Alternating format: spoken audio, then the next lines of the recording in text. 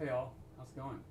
So yeah, it's been a couple of days. You know, got the holiday on Monday, and then me trying to accomplish other things, get stuff done. You know, doing the weekly job hunt and the daily and the weekly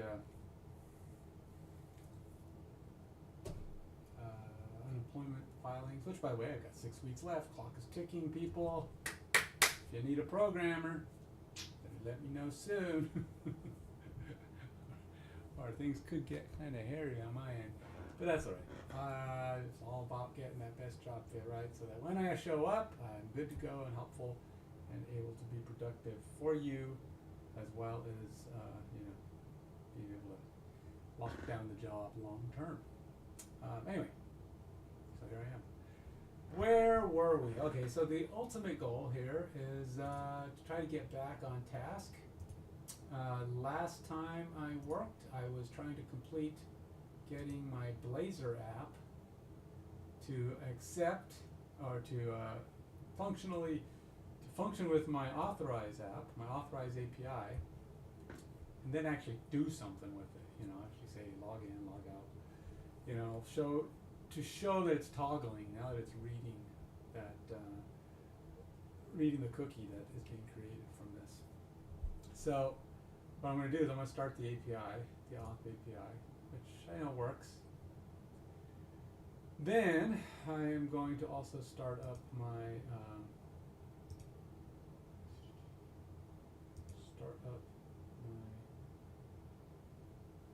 UCL, Ultimate Community Ladder. What do we got showing here? Let's get the right let's get my right page going here. There we go.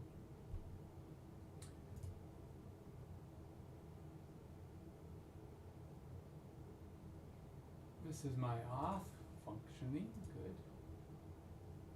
And then here's my ultimate community ladder, also functioning. I hope.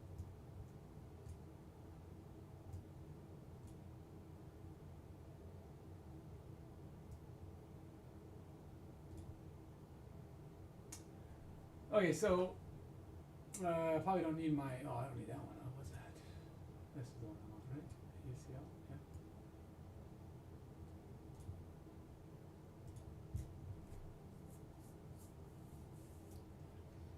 Okay, so here's the task to accomplish. I do have my login working. It is saving to a cookie. I've been able to validate that. Now we just need to read from that cookie and get some authorized actions happening, things that are dependent on authentication. So once that's in place, theoretically we'll have a couple of potential options of things going on. And I'll probably do something similar to both. You'll note that this has a login button right here, and when I go log in, we go here and gamer log in, and now we're back to here. Now we should be logged in, but we have no evidence of it, right? It's not hello. There's no hello action, no trigger, no particular flags or evidence that we've logged in. And one of them here is login.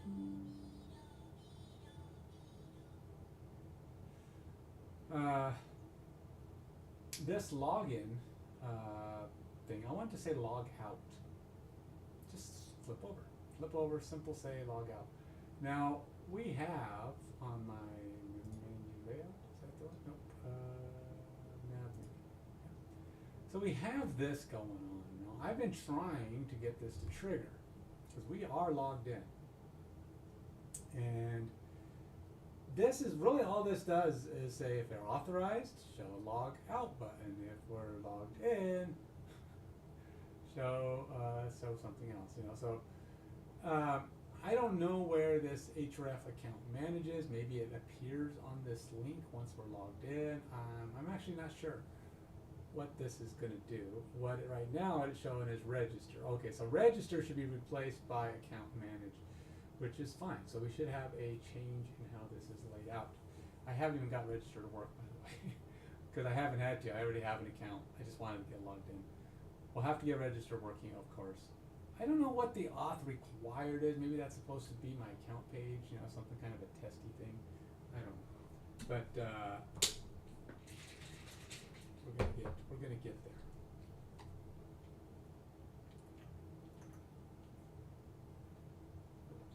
Alright. So let's get going on this task. Now, essentially what's supposed to be happening here is somewhere in here we're supposed to have this authorized view working. Now, it's not. It has something to do with program.cs, the settings I have on here. I have asked ChatGPT. It has made some attempts to show me what I'm doing wrong. So I am obviously failing in getting my code to work. So I got to give ChatGPT a little bit more background, a little bit more details, and find out what's going on. So I have this Dwit service, which does a validate token, and we're going to get the auth value.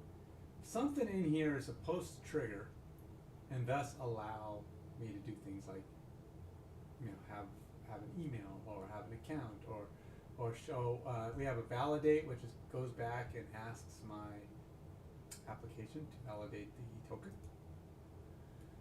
which is called here validate token async. So when I get a get auth value, I say what token value do I want, token payload value, and then it's going to go here and supposedly pull back one of these values, either the username, email, expiration date, issue, audience, etc., etc., etc.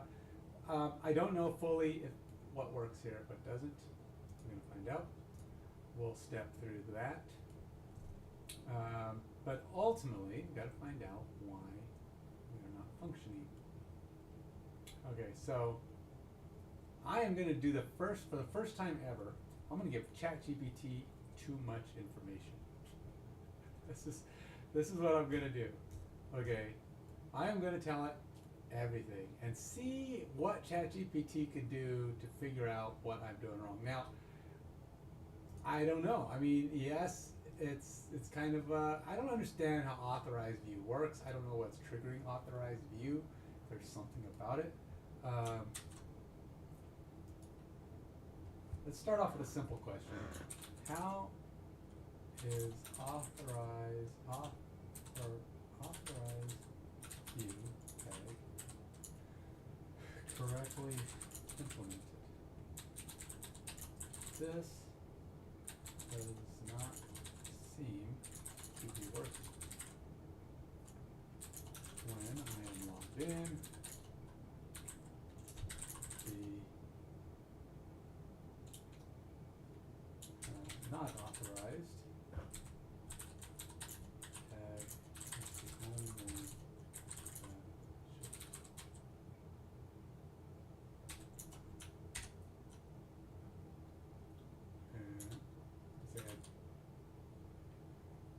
Let's see what they got here. So now they do have stuff that has to go into my ensure authentication is properly configured. Well, yeah, and I'm pretty sure it is. Alright, so now keep in mind, alright, so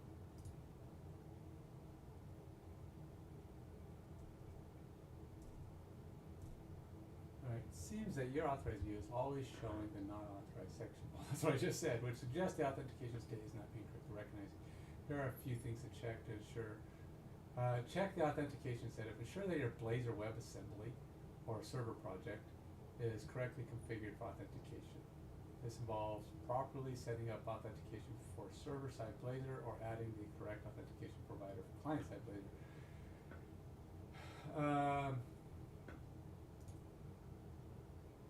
Let's do this. Here is a bit more information.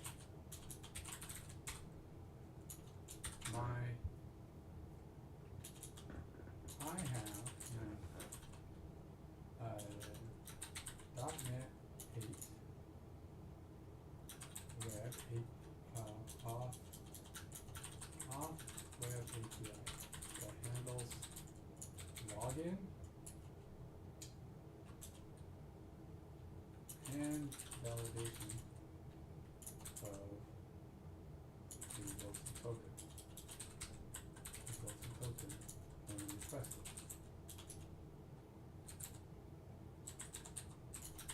token, the token is a Druid bearer token,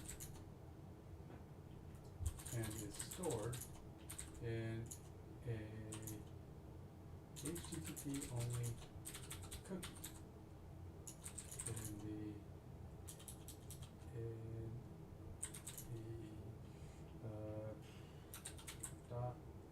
.NET 8 web application that is a home for the sample code provided previously. This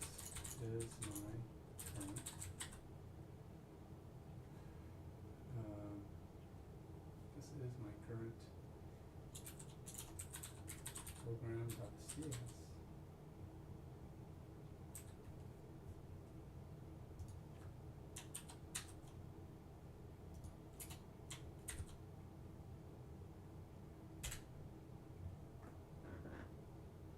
Now let's see what he does. Now it's going to read a little bit more, do a little bit more. Given your setup, the issue may be related to how authentication operates configured, especially with respect to Druid bearer token cookies. Here are some suggestions to help resolve the issue. Ensure cookie authentication is configured. Since you are using Druid tokens stored in HTTP only cookies, ensure that the cookie authentication scheme is correctly integrated with Druid validation. Use the correct authentication scheme. Okay, the authorized view component will check the default authentication scheme to determine if a user is authorized. Since you are using Druid with cookies, make sure the authentication scheme is correctly configured to recognize this. See, I thought I did all this, but we'll find out.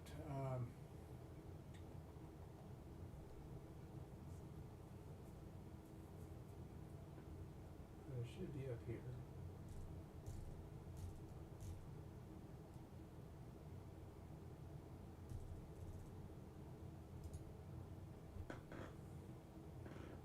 So I have add cookie, yes. Add authentication, yes. Add cookie, yes. Add Druid bearer. Cookie authentication default style authentication scheme. Cookie. See, my cookie is doing way more.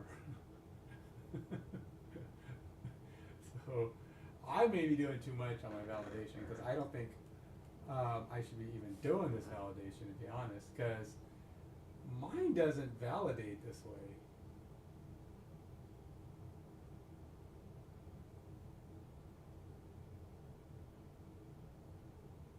Auth API base URL validate. Oh, yeah, maybe it does. All right, what is my? Let's go look at my call. Cause I don't. Is it validate? I think it's validate token.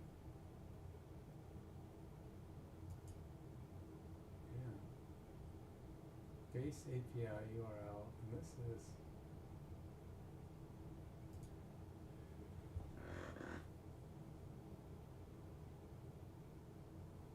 I'm not sure why I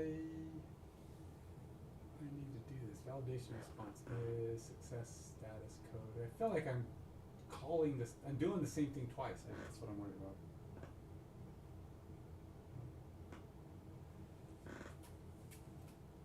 Because if you look at this validation step, I have a validation step in my Druid service right here.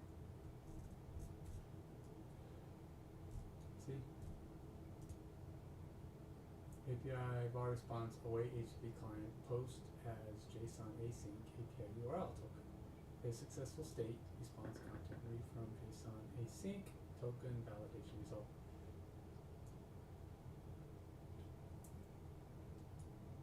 Now, does this do that? Is successful. See, they both have kind of a validation response, await HTTP. See, this is a little different. I got the validation call here.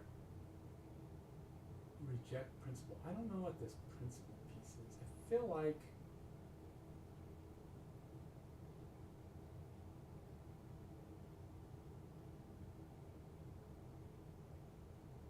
cookie authentication scheme. Token payload. See, we are using my token payload.use email. So we are using something here. Get auth value, which is, yeah, this is doing all the same stuff. This is actually using these pieces. So I am a little concerned that my validate token, and why do I need to have a validate token? So if I just do get auth value,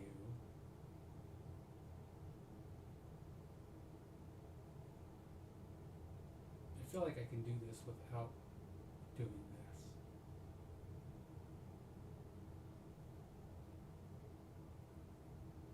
Because I do have a token service up here. What if I do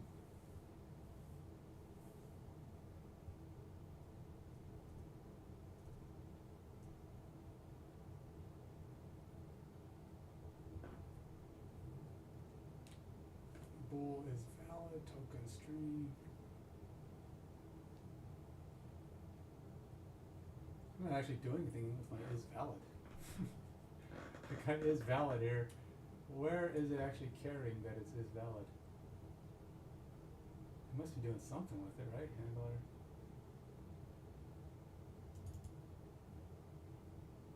Where is the reference to this?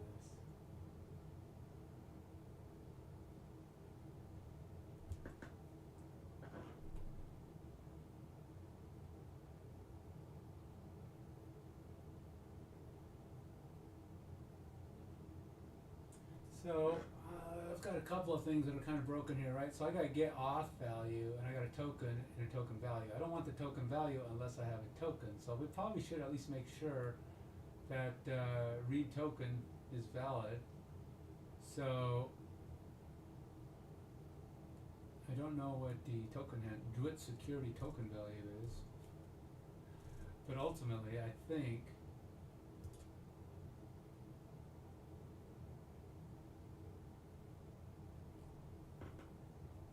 we really don't need to validate an invalid token, right? So if it's null, throw an exception invalid token. Then I'm not sure what this handler is going to do. What is this handler for? Oh, handler is part of that. Okay, so we're going to take this, and we're going to cut that out. And then we're going to go down here. And we're going to say else.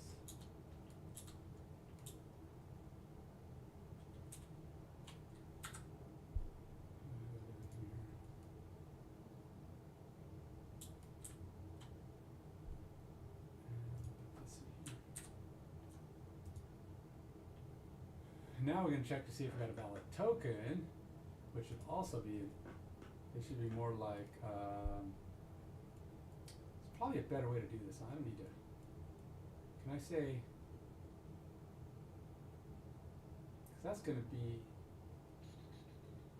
can I do something like,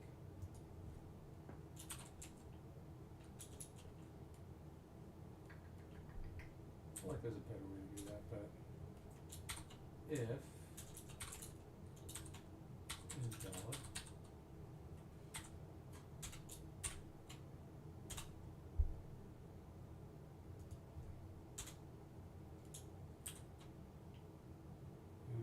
else,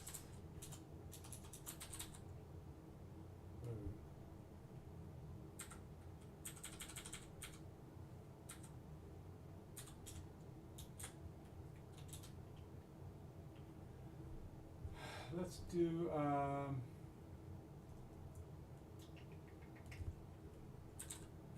return result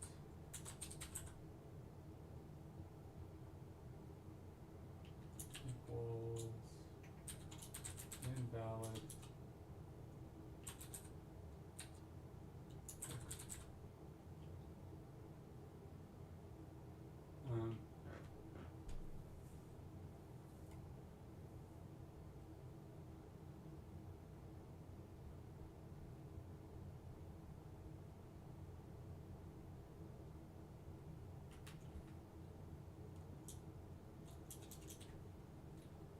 token return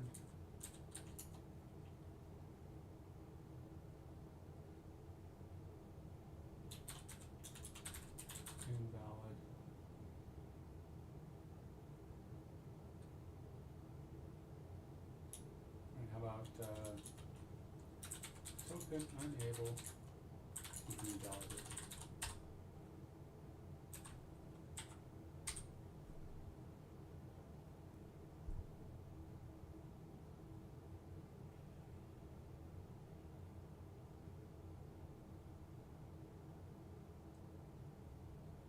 Where's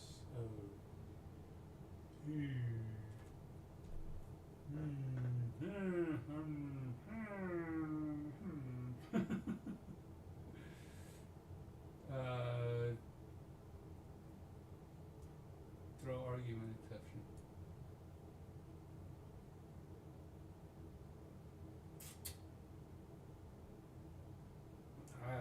I can't do a return result because it's defined inside of this other if statement.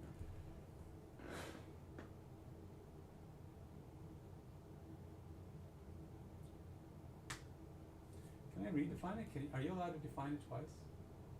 Or it's going to say no? Yeah, that's what I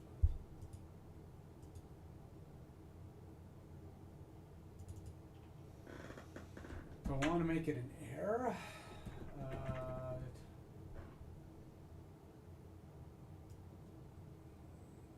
Alright, let's throw an exception. Throw new argument exception.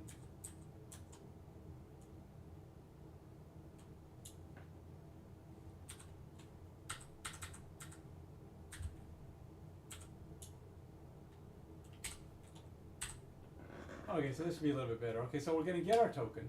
We're going to try to read the token. If it's not valid, we're going to go, yeah, we're not, you know, this is a bad token. And then we're going to say, okay, well, hey, we got a token. Let's validate the token. We're going to go see if it's legit. If it's legit, we're going to return a value, get auth token value. Otherwise, we're going to blow up and call an argument exception says unable to validate the token. So what that will allow me to do, the only drawback is, of course, is I can't do this piece.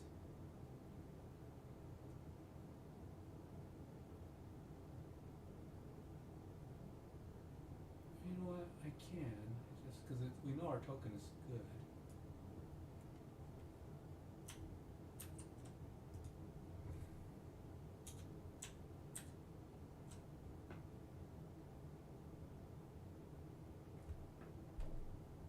Which means we've got a valid token, but you know, I think I'm just going to do this instead. Let's go, is there a way to go switch? Oh, there is a switch here. Let's do this. It is valid.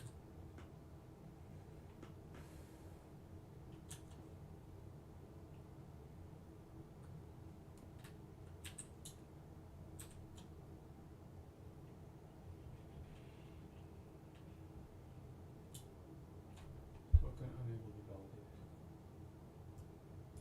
Let's just do that. I'll just dump all this nonsense.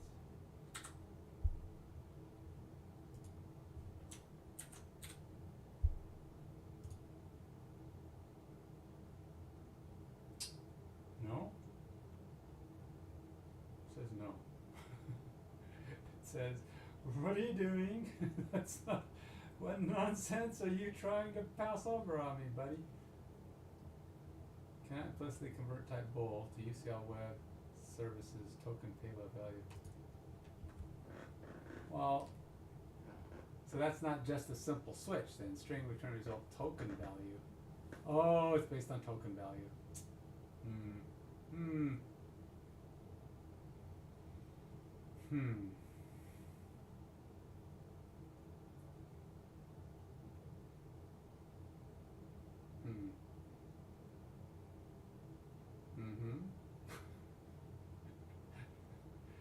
Okay, so it's good. We did a switch based on a switch. So we're doing a switch based on an enum, which is kind of cool, but it's not going to let me do this. Alright, so back to my previous plan, I guess. That's not going to work. Just understanding what I'm looking at. I'm looking at my enum, and it's doing the switches within the enum. It's like token values. Switch all the token values. So you're just going to look at all the potential token values and get a switch statement built on them. However, what that doesn't allow me to do is have my is valid. So what we're going to do is do something like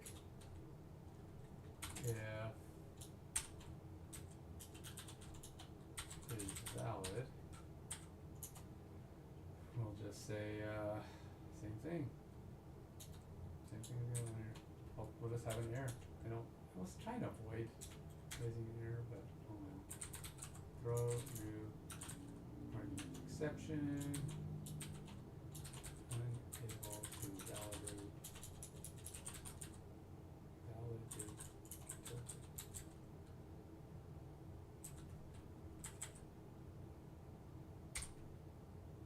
Okay. So this exception being thrown will kick us out, and we shouldn't have a problem. I don't know why return result. Oh, because return result is.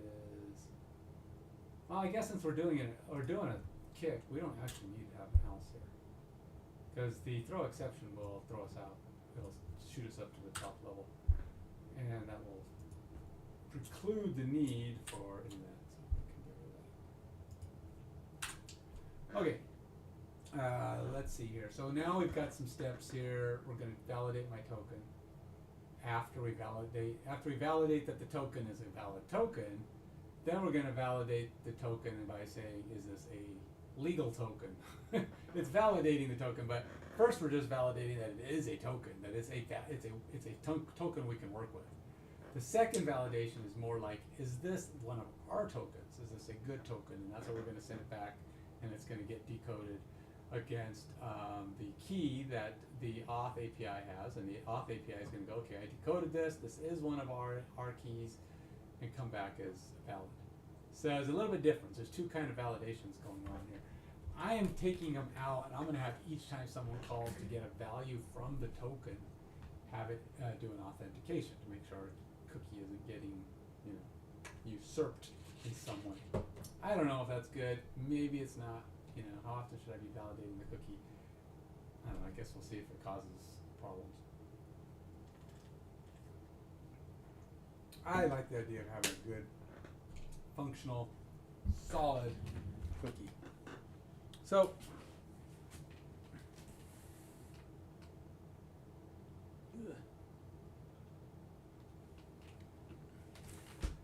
things are getting pretty scarce in the old drinks library. Hey, so if you want to contribute to my stream, anything under a few bucks, I'll probably just go to keeping me hydrated. Yeah. But not everything, not all the time, but a few bucks. Probably go to my my drink fridge. I'm always drinking something in my streams here. But hey, I got links to all that stuff. If that's something you want to do, if you want to help out in that way, it's up to you. Okay, so let's go on to the next thing. Let's go see where we're at. Let's see what functions and what doesn't. I expect this. This feels like it's not the best. Okay, so this is kind of doing the same thing. We're getting a token.context. I feel like once my token is gotten back from the cookie, do we check to see if it's valid, which is interesting because why do I need to check that it's valid here if we're just going to pass it into my cookie, into my get auth, and it's going to get validated there. So I'm like, do I really need that? I don't know. I mean, so here's what I'm thinking. They're going to get the cookie, which is fine, but I'm going to actually attempt to cookie authentication defaults. You can use the decoded value as needed. Alright, so I'm going to try something a little more straightforward. I'm going to call my get auth. We're just going to do this. And we're going to put it right underneath here.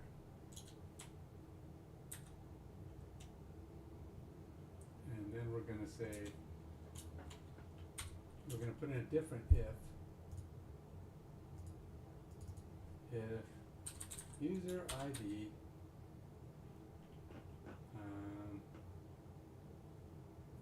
you know, here's the thing, I'm not sure even, maybe, what happens if I throw, I don't like throwing errors. I don't like throwing errors. I just feel like they clutter things up. I'm not a fan of them.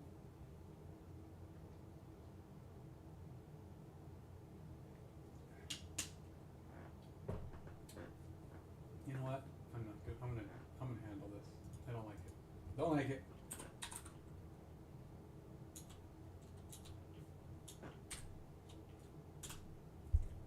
We're gonna do a try catch.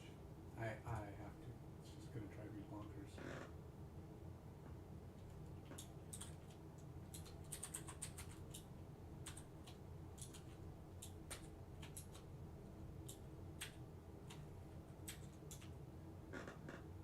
And you know what? I'm actually going to take this puppy and just I'm going to do this. String terms equals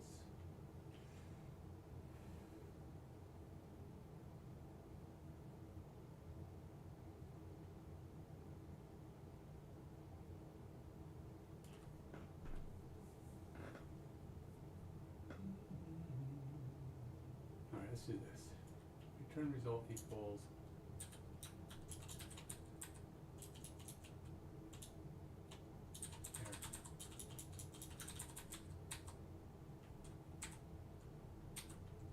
error. All other, and then we're going to take this guy and just do this. So now we can do our try.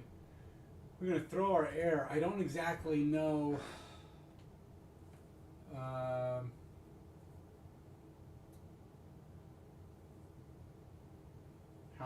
How I'm going to respond to that, but I'm going to do we threw the error, we're going to go return result.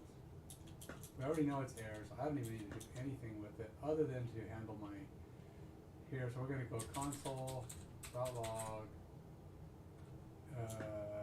console.log or underscore logger.log information. Can I say dot log error?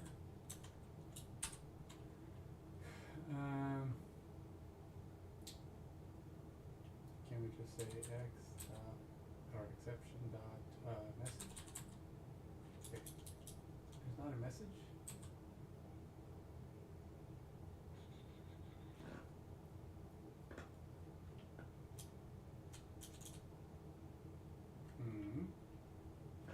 What would be? Isn't that going to be an x?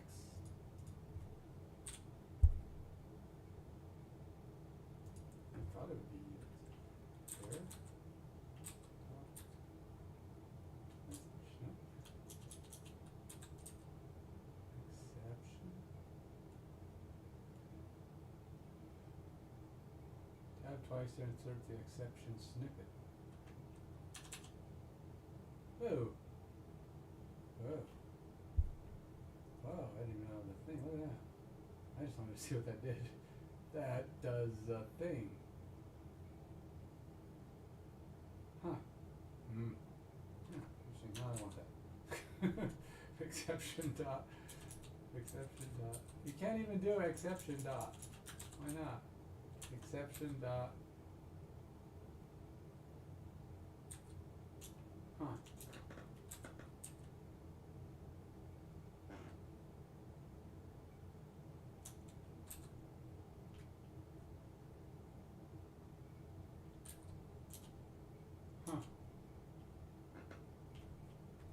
Log error.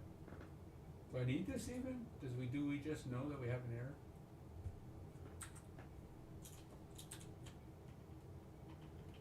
Message. Formats and writes an error log message.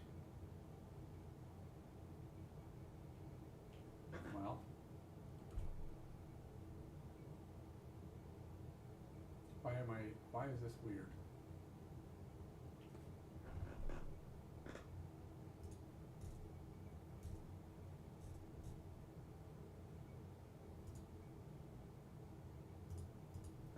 Do I have to do like a,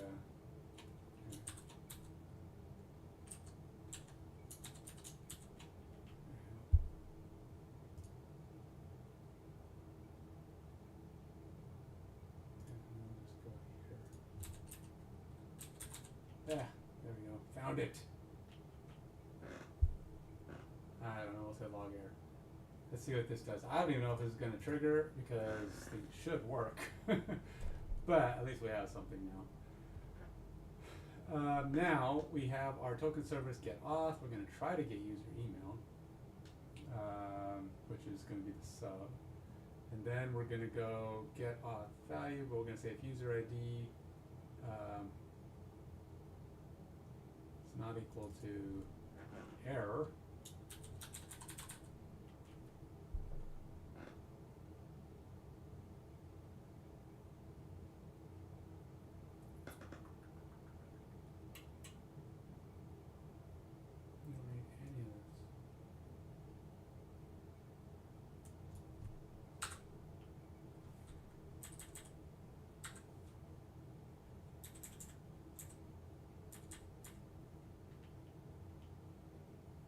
right line, user ID.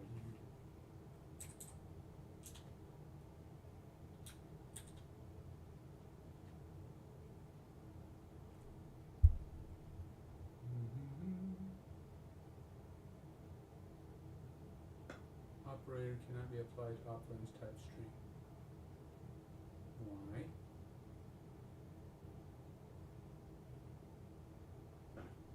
Cannot be applied to operands of type task string and string.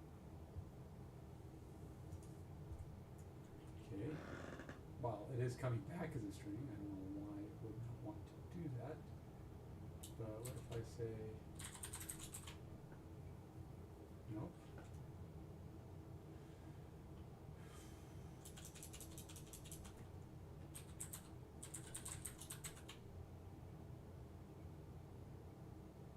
Okay, we'll do that. Seems to be okay with that as an option. Okay, so where are we with all of my stuff? I've simplified. I'm going to context. I reject principal. Sign out. Authentication scheme.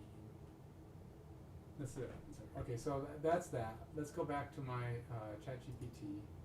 See what other stuff it had me wanting to do. So one of the things it had me checking on, so I go here, is to have this stuff. Now I didn't add a Droop bearer, but it may very well be that I have to take that, put that back.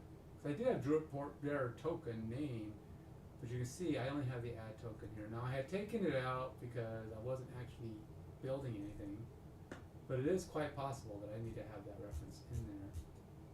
So as part of this, we'll go back to adding my Droop bearer. It could be it just got removed unnecessarily.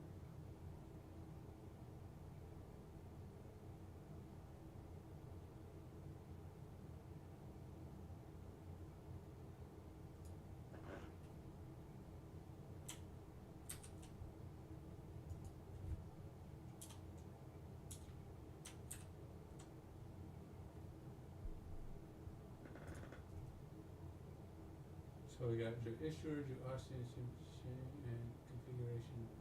See, I don't know why I have to have my issuer signing key here because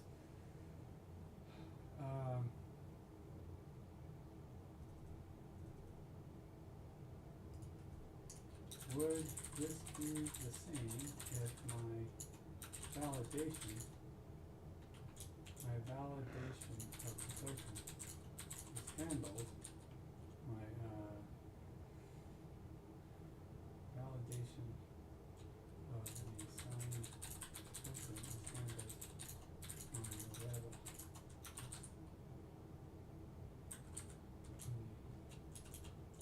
Auth Plug.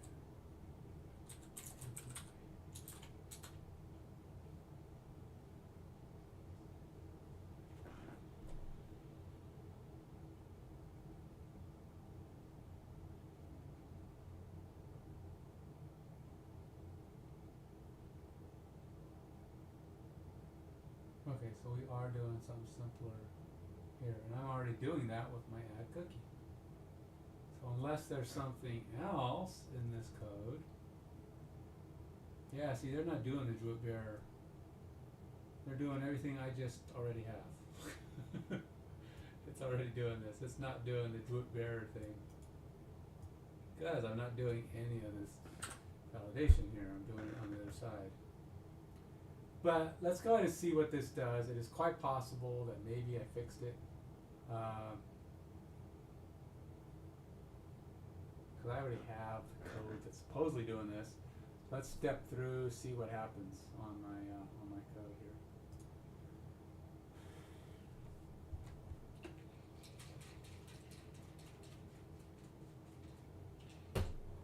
Ugh, kaboom! We have blown up, folks. Let's see. Oh, well, I don't know what the heck that is. What's that bonus squiggly? Let's see if that has anything to do with my problems here.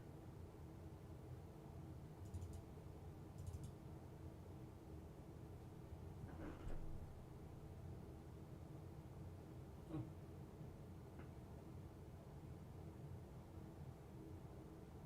Possible null reference. Oh, they're just checking to make sure it's not null.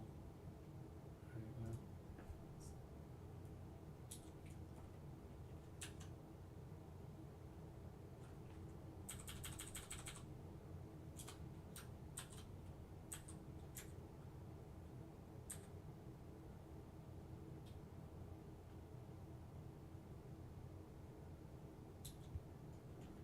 Seems silly, right? Because you're not, if it's already checking for null in there, if the only test, if this code is already checking for the null, I mean, I guess we're also trying to read the token. We're doing more than just checking for it, but still, it seems kind of weird.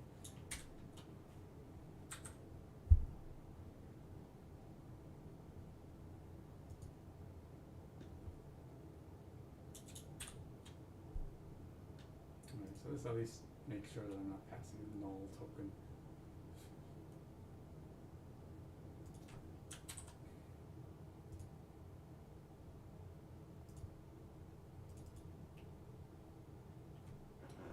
And class record structure interface member declaration.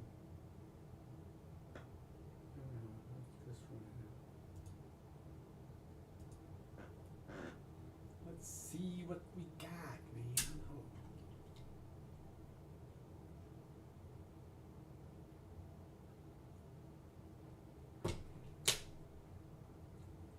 Oh. Alright, so we're loaded up.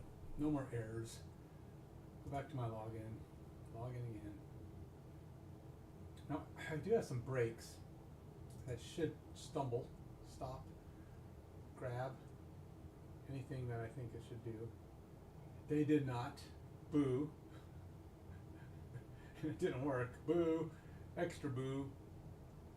So, yeah. Thing is, if you do this stuff during the build, even with all my, so it's not even going in here. Whatever happened, we did not get to this point. Because my validate token never fired, my get auth never fired. Why is this not firing? And I do have my login.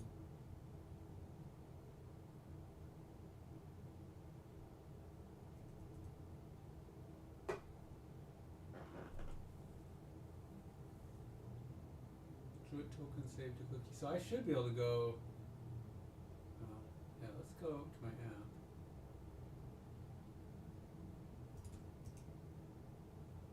Inspect it. Open the console.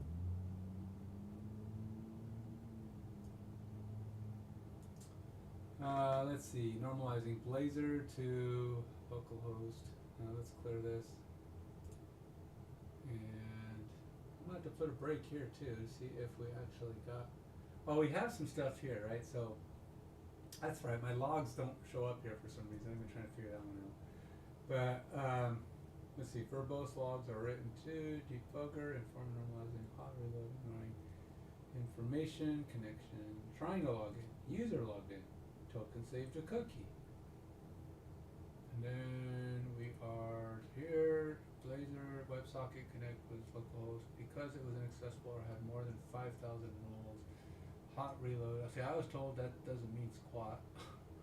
So we're not gonna spend any time worrying about that, but we did get to this jut save to cookie. And then things stopped working. So we get here, fine. And then we navigate to here, home, which we are. But once we get to home, there's no evidence of us being logged in because home does not refresh the login link. So why? What's happening once we get back here that we are not triggering our login link? This says we are logged in. Our code is supposed to be saying we're logged in, but in fact, nothing happens.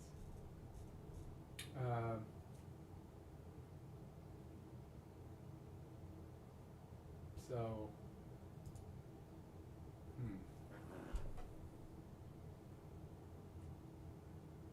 it's hard to say when this stuff fires, because it's basically showing exactly what I have, right? Because my validate token, I mean, it's the same thing. I mean, I've got the same basic stuff here. We got account login. I am logging in. This get auth is going to log me in. So, or check my cookie. I should not have to worry about the validation. I'm going to restart. I should right now, I should get stopped here, which I will because it's just the setup, right? It's just builder.service. But the question is why, when, what is not triggering my authentication? So I go here, I am not getting any of this. Nothing here is firing.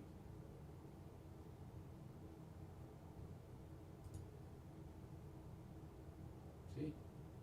Nothing. Why is none of this firing?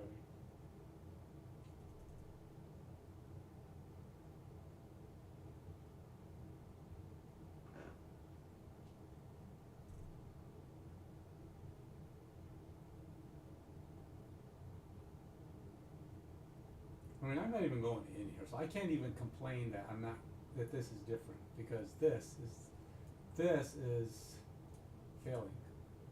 We are failing before we are even here. Almost like my program.cs. This should have loaded, right? This should have just stepped right in and said, hey, we're here. As soon as I load this, I should be hitting this, because this is the program.cs. This is the start to everything.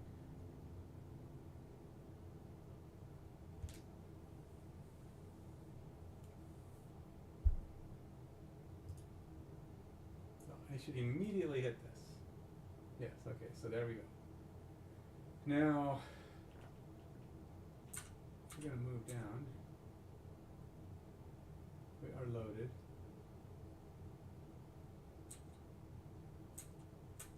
Okay, something went weird. Alright, did I do something weird with my...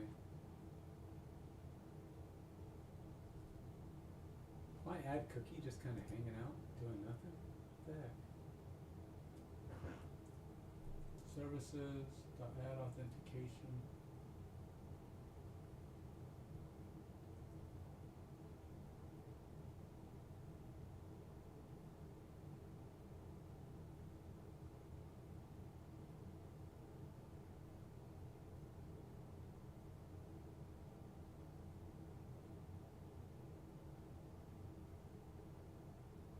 Cookie authentication defaults, authentication scheme.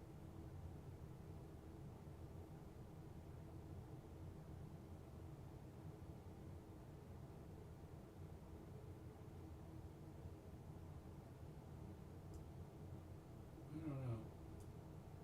Let's copy this. Feel like that's not it, but we're going to try it.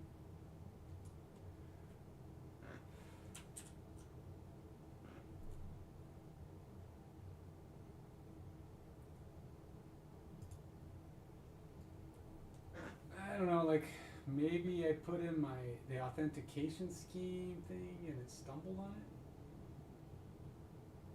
Alright, so now we're in here. We actually got to the cookie. That's good. And now we're gonna see what happens when I actually fire this.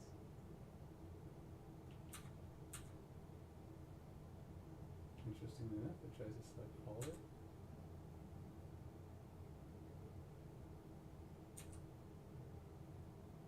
Alright.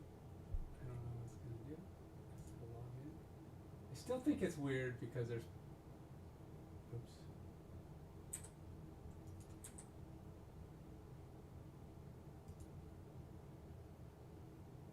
Still didn't work. Because something else is going on that's strange, right? Because it hits this, but I should have come down to here. When I hit F10, builder authentication should have done whatever it does and then go on to the next line. But it did not. So our program.cs is not getting read correctly. Because I should have been able to go blop and then blop.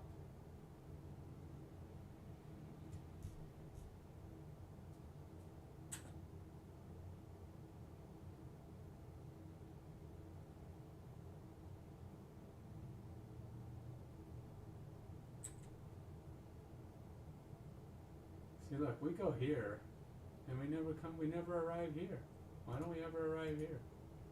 Or add razor components, or add scopes, or any of this stuff. Never happens.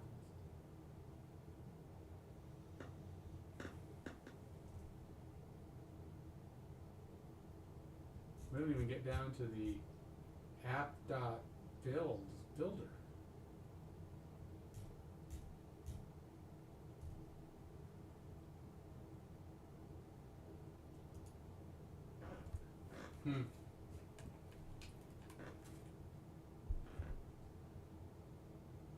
But weirdly enough, I go click here. Yeah, something is amiss. But you know, it's funny because if I hit stop, nope.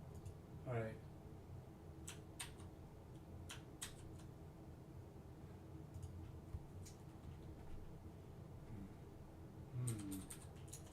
Something is wrong.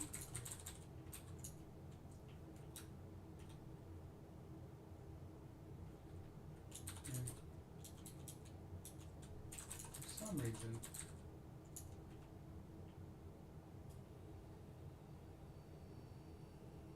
all lines after add authentication dot add cookies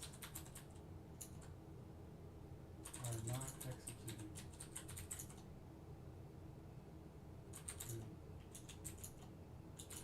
Step through code and load.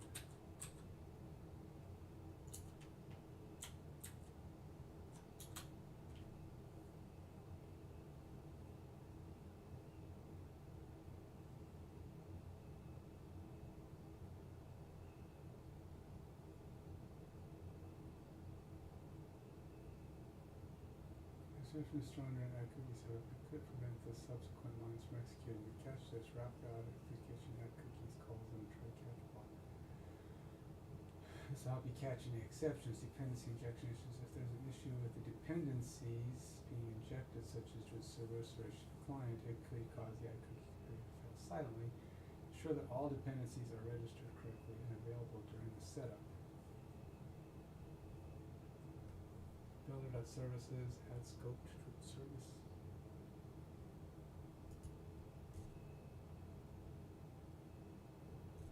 I think that's up above, it would have to be, right?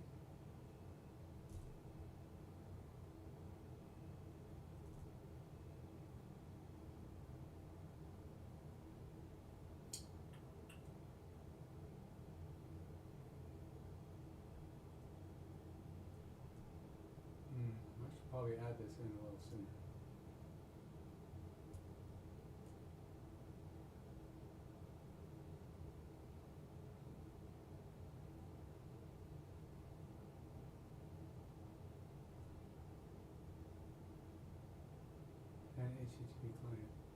HTTP client?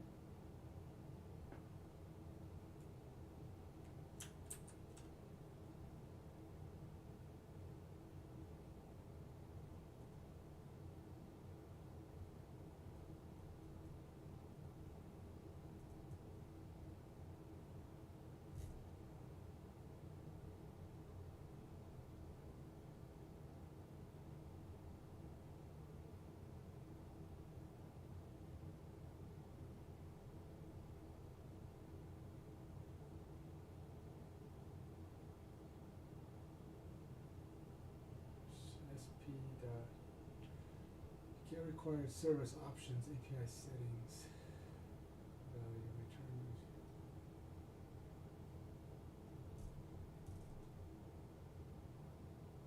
Well, let's put these above. I feel like they should be above because we're trying to scope them and we're trying to use them. Probably should scope them and have them in place before we use them, right?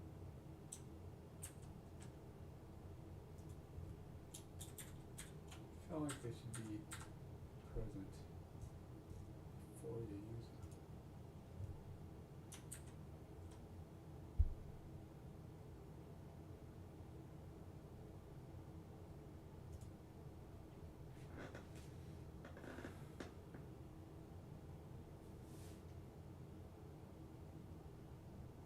Okay, so that got a little further, right?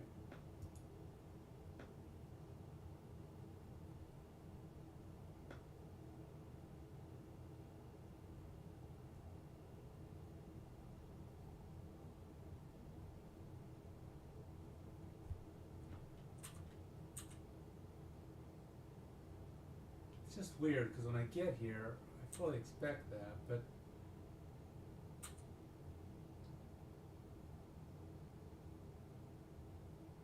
so it's almost like once you build, that's when this fires, because it's like it goes through, it does all the builder stuff, and then it comes back and actually executes the add cookie. But we're still not triggering. We're still not triggering this stupid thing. So here we go. What is that doing?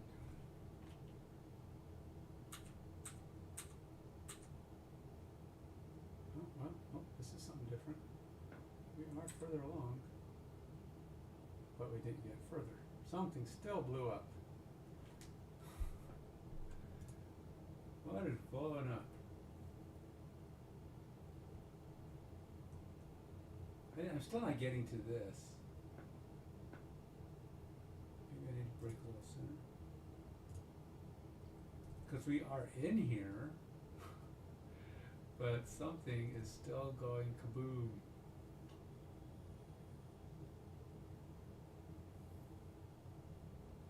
We have entered the Druid service, but we are not getting to where I need to be.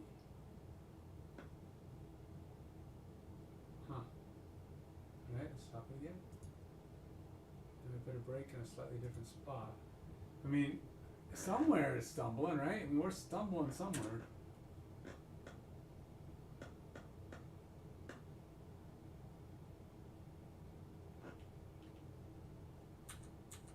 It's funny how it does this, and then you go here, and it does exit it nicely, but it goes out, and then we're done. And then we're here. Now we're here, which is all good. We haven't logged into anything. We're gonna go here.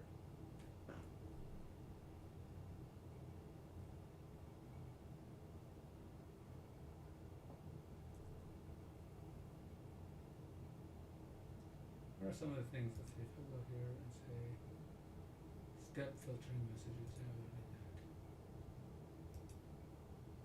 I do want exception and program input. Okay. Let's log it again. See, there should be like something happening there. something should be occurring. But I do get all the way to my saved cookie message, but then that's it. There's no future actions, nothing else happens. We end up back here, and no code fires, no test, no auth navigation, just nothing.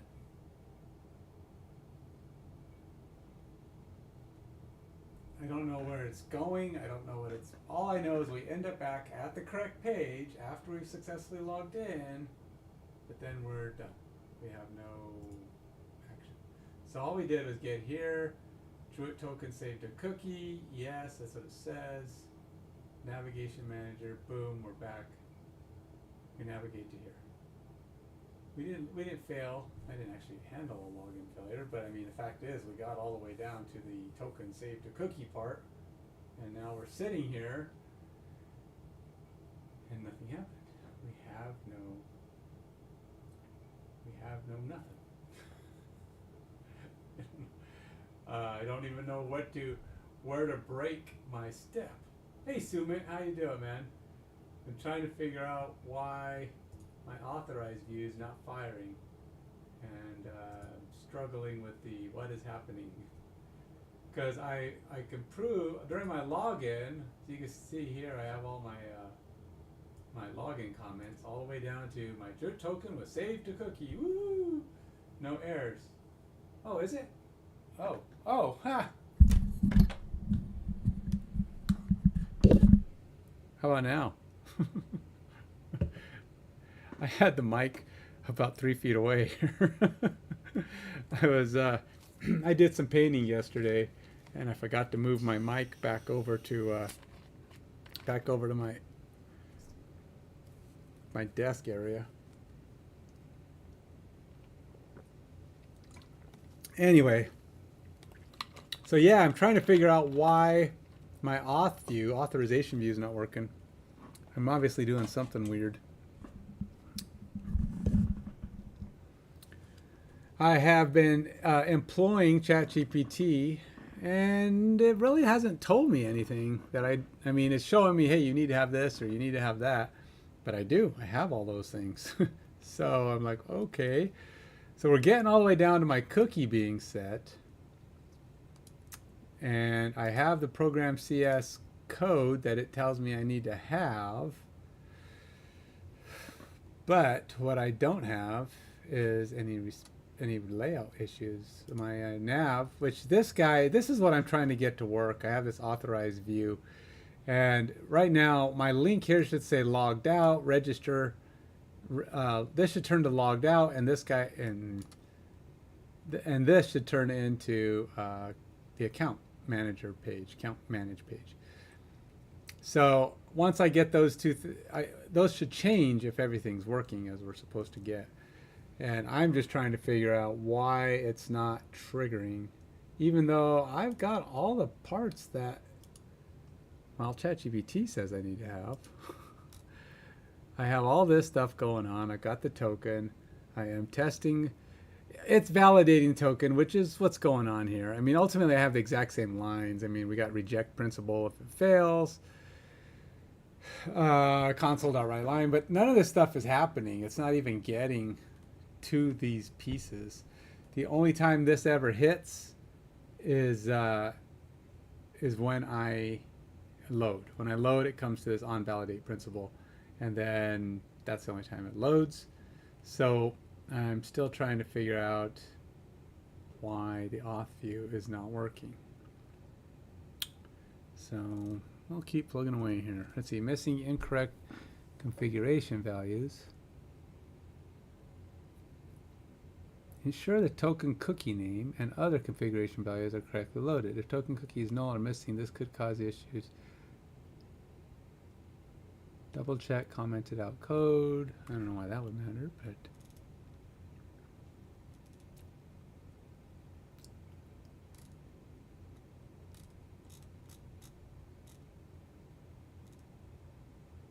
I don't have that much commented out code here. The lines are commented out in the final section of the code. Ensure that these are uncommented when you want to actually enable authentication.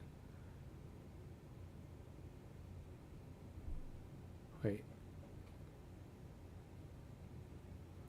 Should I undo these? I don't think those are going to happen. Ensure the middleware is added in the correct order. For instance, app.useAuthentication should be called before app.useAuthorizations.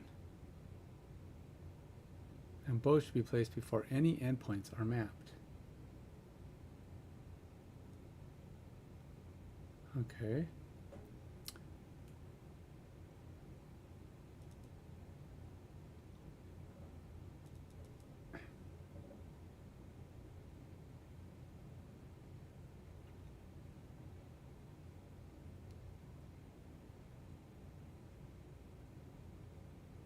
Yeah, so it sounds like I've got something set up incorrectly, or I'm missing some kind of.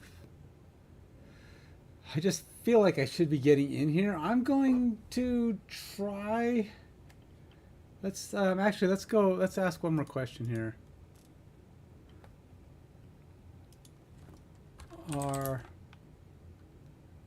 app.useAuthentication and app.useAuthorizations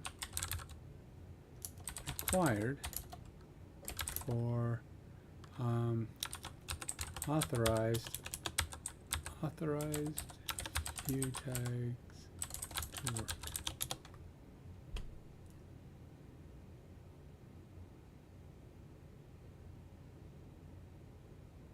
Oh, well, maybe that's my problem then. I'm missing these dumb things. Well, maybe. I mean, I'm missing these things. It says it's valid, so maybe I should enable those puppies, huh?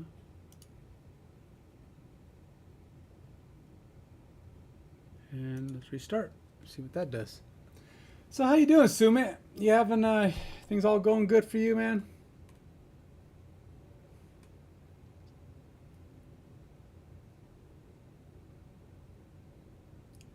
Now, I'm trying to remember. Did you say you were in Saudi Arabia?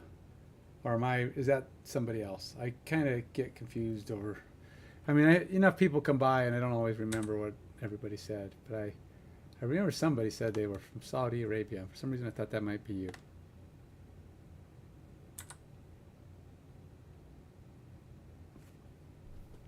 Alright, so let's go ahead and try to log in again. And see if any of my breakpoints fire.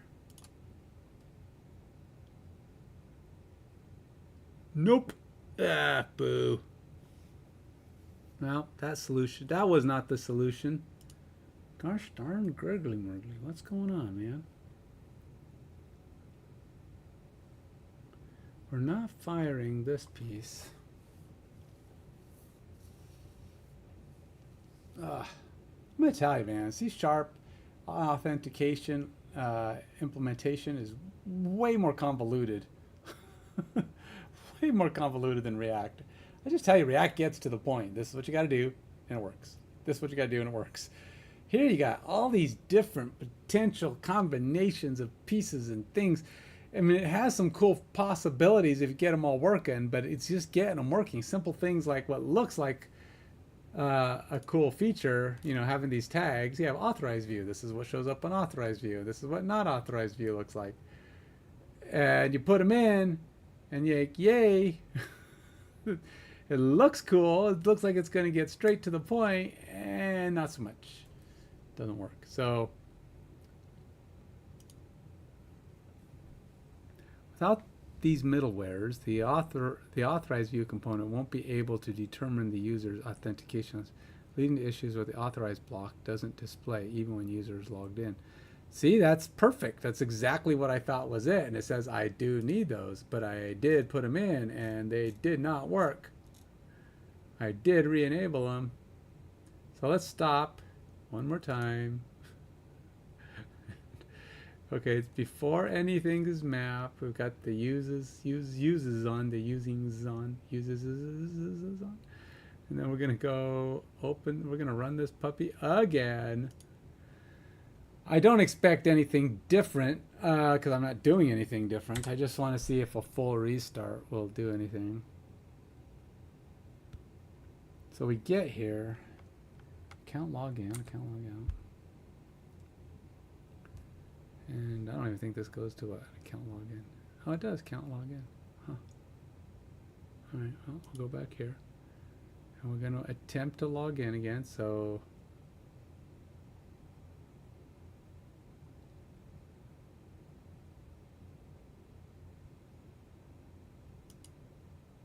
trying to log in, blah, blah, blah. Everybody did their job, but this did not change. None of this changed. So, ugly miggly. I don't know what to do. Come on, man. What is going on? There's got to be an answer to this.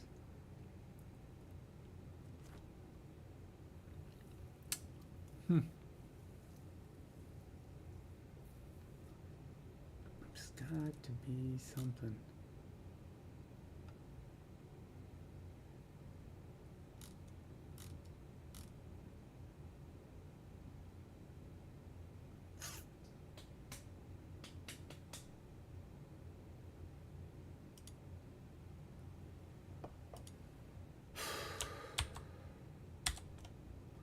Okay, ChatGPT.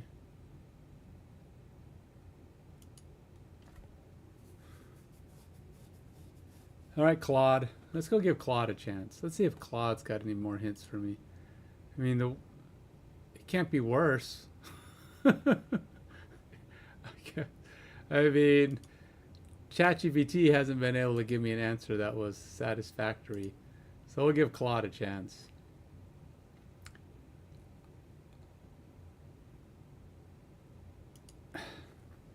And maybe I'll even try Black Box AI. I mean, worst, I mean, you know, non-functioning answer is a non-functioning answer. I have an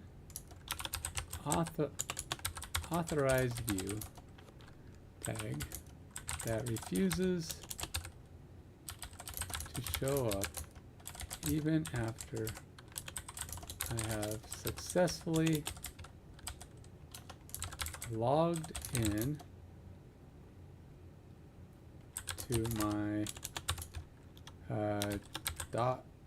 .NET 8 web application, Blazor web application,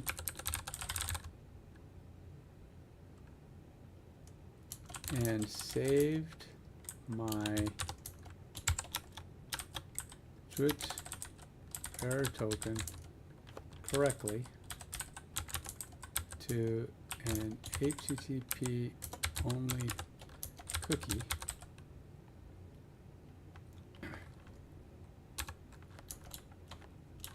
I have also created, well, to be honest, I haven't fully tested my validation slash return values, because that's what this is supposed to be doing, testing the validation slash return values, because I can't get those to fire. I have also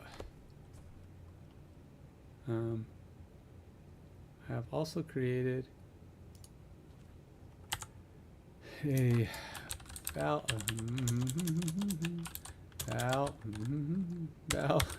token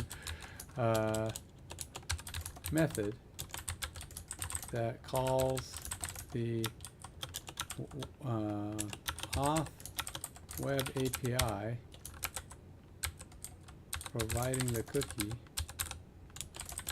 to confirm my token is valid. But even after doing all that, authorized view tags still are not showing. This is my program.cs as currently set up.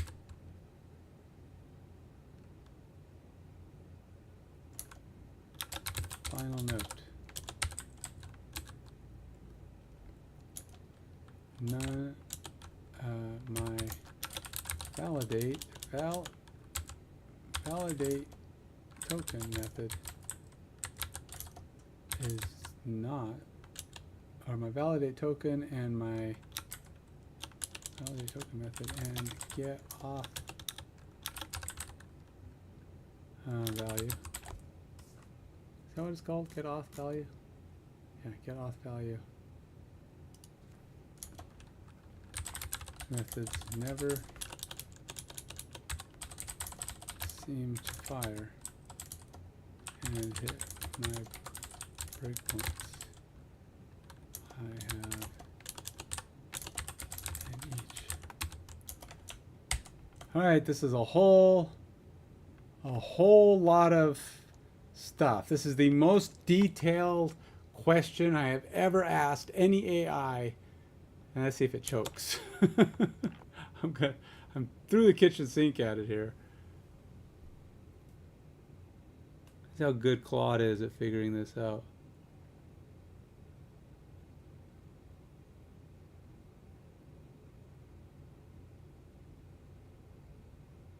It's giving me a lot of stuff. A lot of stuff.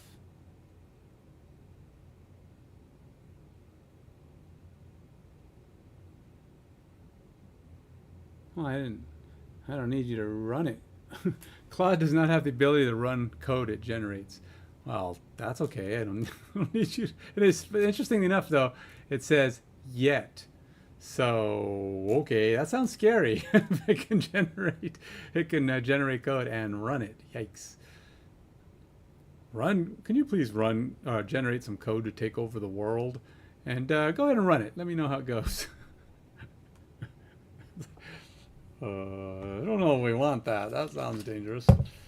I mean, assuming it successfully writes said code. I want you to write it in Fortran.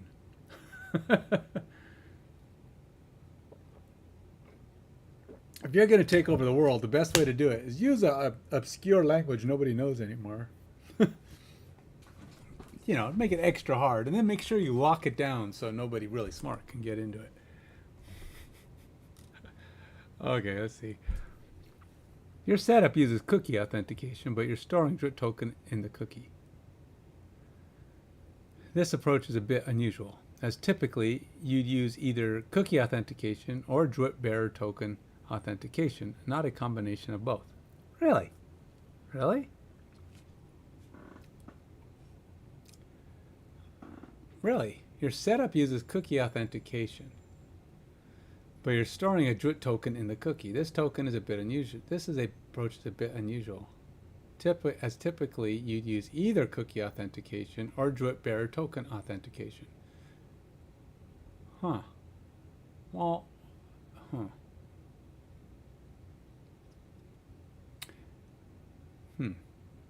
Okay.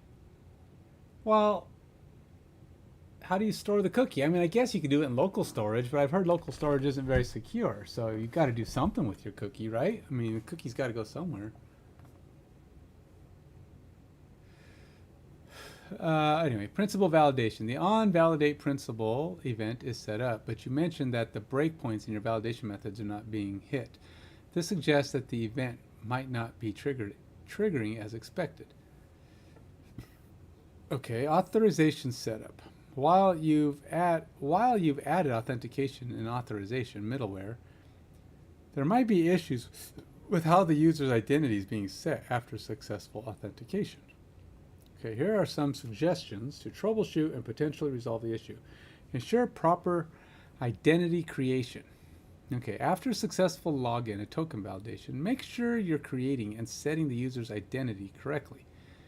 Add this code after successful token validation in your login process. Okay, well, let's go see what my login process says.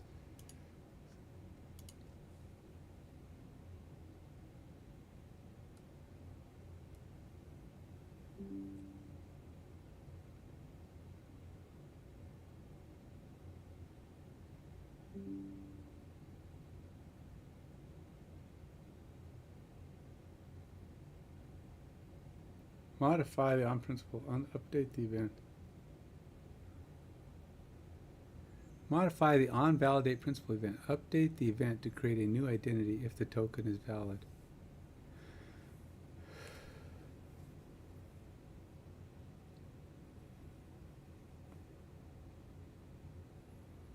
All right, so ensure proper identity. After successful login and token validation, make sure you're creating and setting the user's identity correctly. Add this code after successful token validation in your login process. Okay, so I have my login process here. So we got trying login, user logged in,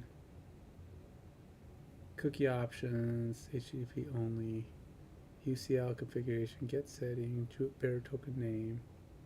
If token name, it's not null, I'm going to go ahead and I want to put a break right here. Just because I want to see what it put in. But it does say it's putting it into my cookie, so I assume it's the right name. But token name not null.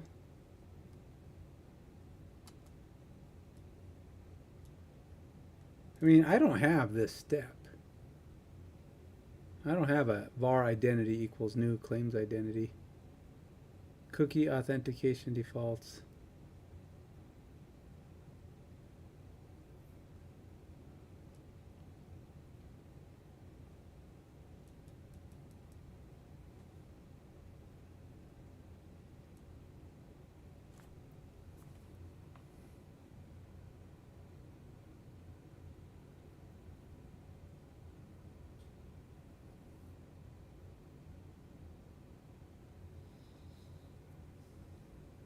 And then modify the onValidate principal event.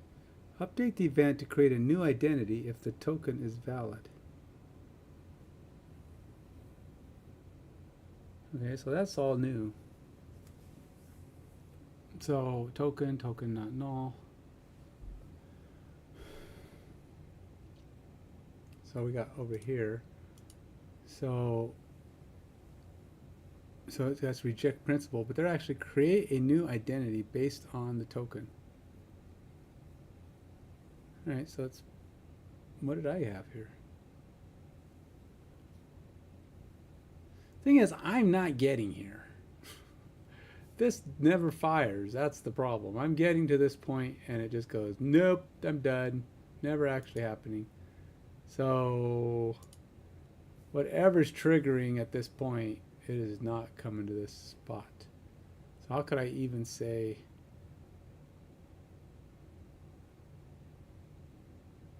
get auth value string var claims equals new list claim types? It's kind of interesting. I always think it's weird that we're doing claims. I feel like I'm at my insurance company that I was just working at. Everything we did was claims. You got a claim, but it was a claim. It was an actual insurance claim. This is weird that we're calling them claims.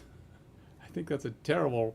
Why not record or user record or I don't know. It just seems like claim is a terrible name. I don't know why. But I've seen that's kind of the thing these days. I mean, everywhere is referencing things by calling it a claim. All right, I'm still trying to add logging to help diagnose the issue. Add more detailed logging throughout your authentication process. Well, logging is all well and good, but if you're not hitting lines, then you're not going to get logging, right?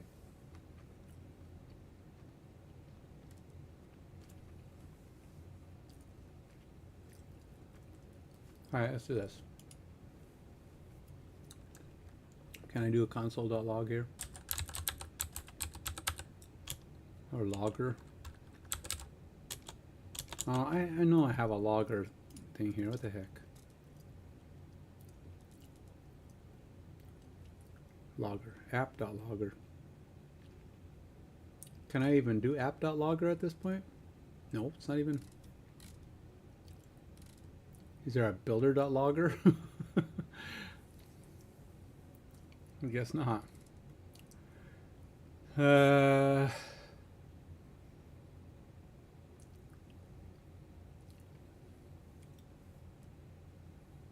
don't know where logging would happen here.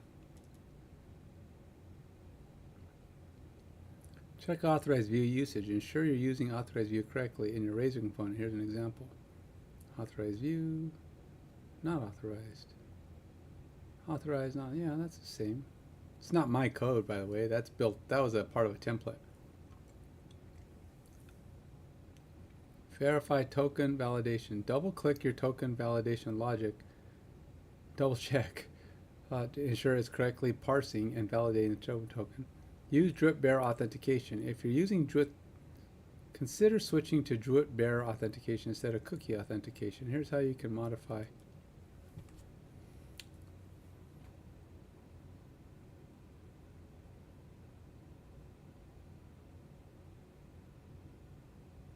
So what does it think I'm doing cookie authentication?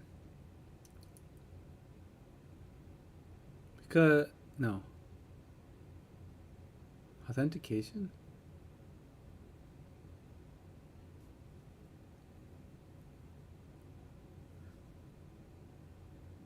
Add authentication, Druid bearer defaults. Options. Token validation parameters equals new token validation parameters. Then in your HTTP client, add the token to the authorized header instead of using a cookie. By implementing these changes and adding the more logging, you should be able to identify where authentication process is breaking down and why the authorized view tags are not showing up as expected. If you're still facing issues, the log should provide more information to help diagnose the problem. Yes.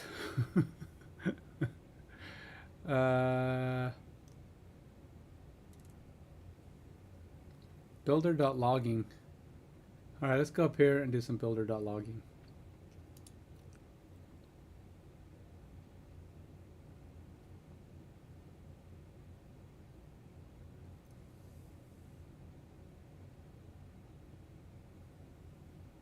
Build, add configuration.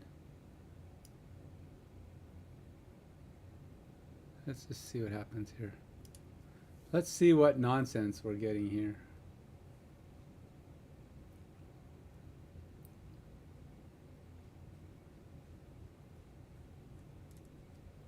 Just put at the top, right?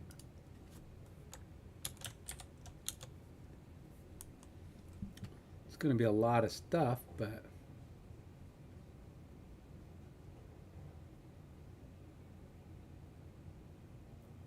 hopefully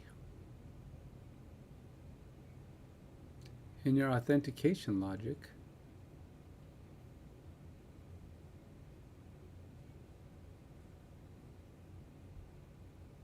authentication process started.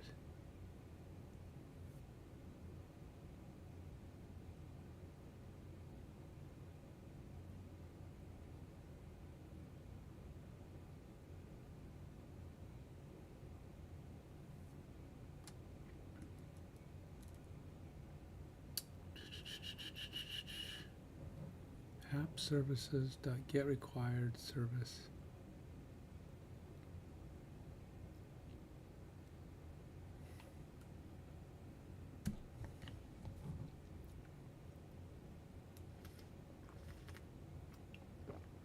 I've already got logger set up in all my other spots. I don't know where else to put stuff.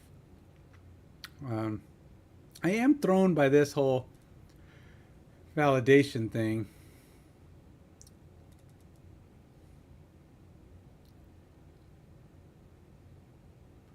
Use authentication. If you're using Druid, consider switching to Druid bearer authentication instead of cookie. Here's how you can modify.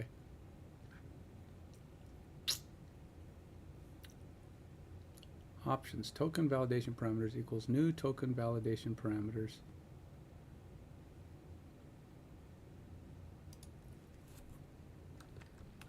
My token validation is taking place in the Auth web API via a call to the API. It returns true when the token is valid.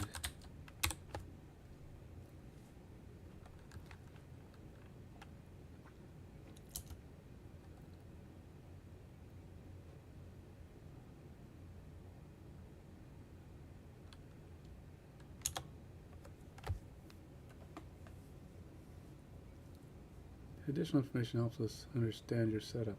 Oh.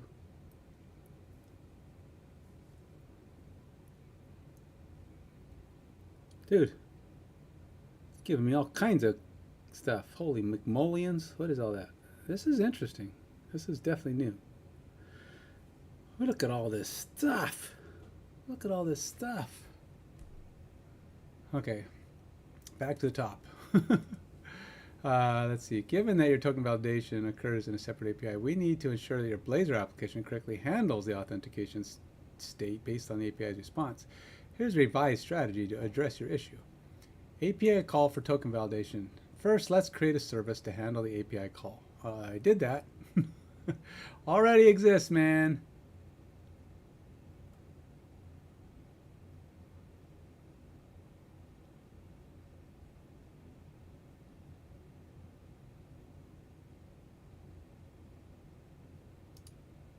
Huh. Okay, so let's see. What this is task authentication state.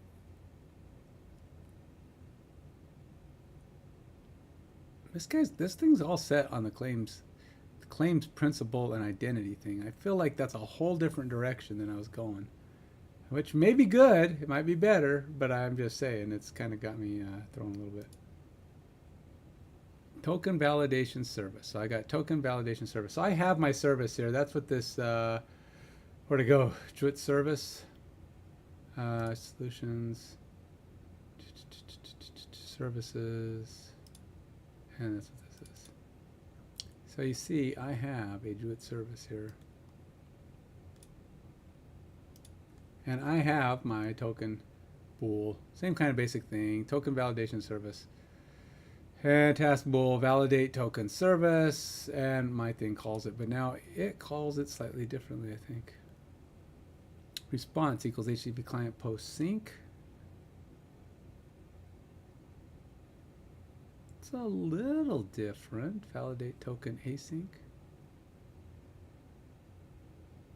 Configuration, auth API.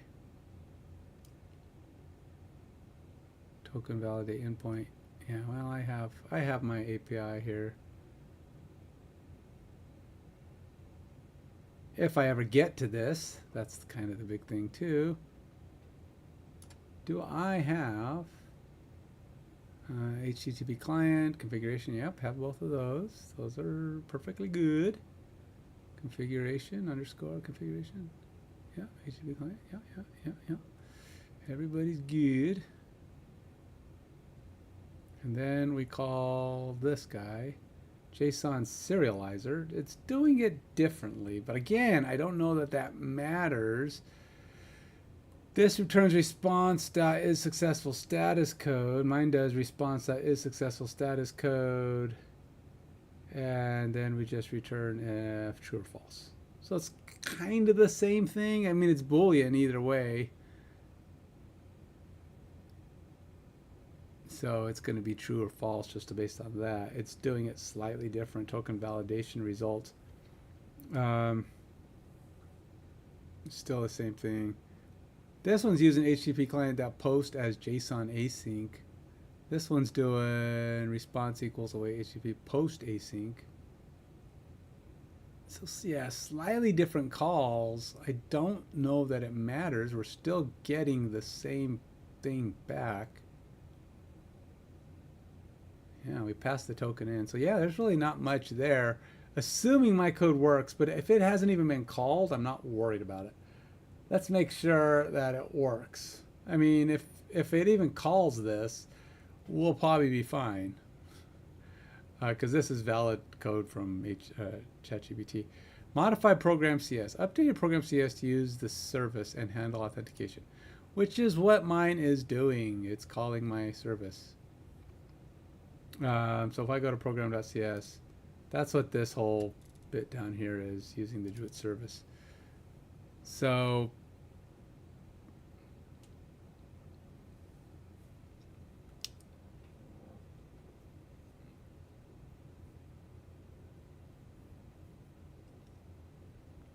It is written slightly different. They got the log in, log out, expire time span. I don't need that because, well, that's coming from the token. Option sliding expiration. I don't know what that means. On validate principal equals async context. Yep, same thing, events. Validate token service. Oh, we got token service. Same thing. Then we have our token, yes. This one's not calling an HTTP client, interestingly enough. So can I get rid of this?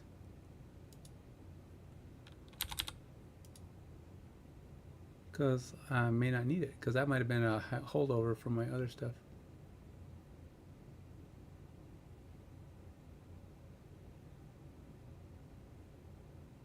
Because HTTP context I'm using, but that's not that. All right, so then we go down here. We got token, not null. Yeah, we're good. And now mine is doing, they're saying is valid when they call the validate token service. Mine is basically doing the same thing. I'm calling my get auth, which is calling my validate token service. And we're going to get here. And we're going to come down here and context.reject principal if it fails. And then they do sign out async. Otherwise, if it's valid,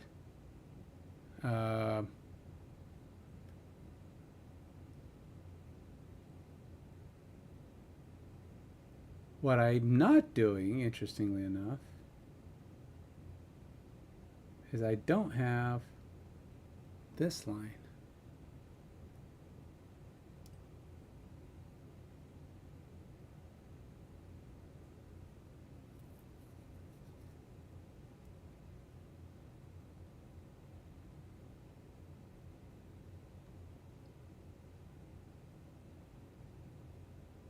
Oh, no, that is this line.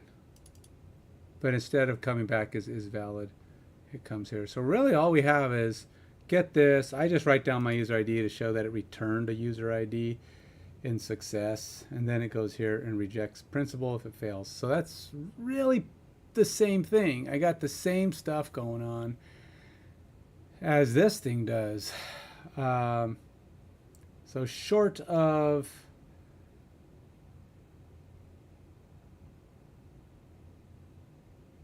Yeah, I don't know. Add console, add debug, add event source logger. All right, let's just go builder.logging and see what I can add on here. Let's just do something here. Builder.logging.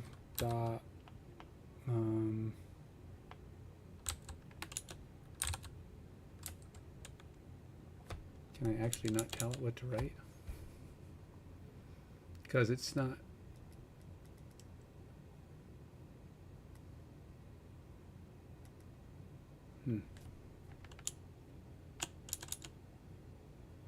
I mean, again, I shouldn't matter here because I do have logging in the calls that are happening, and I do have breakpoints there. So if it actually ever gets to those methods, I should be able to trigger those methods. They should go in there and go, oh yeah, we got a thing here.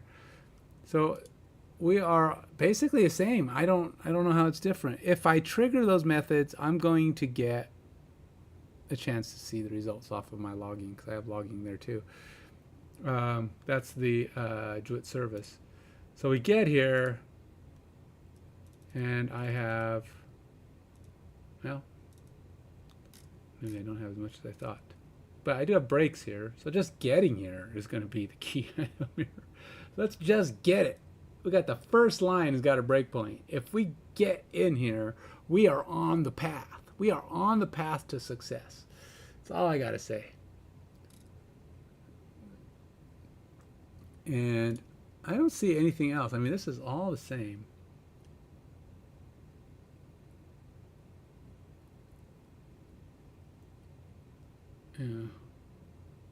Yeah, we just got to get here.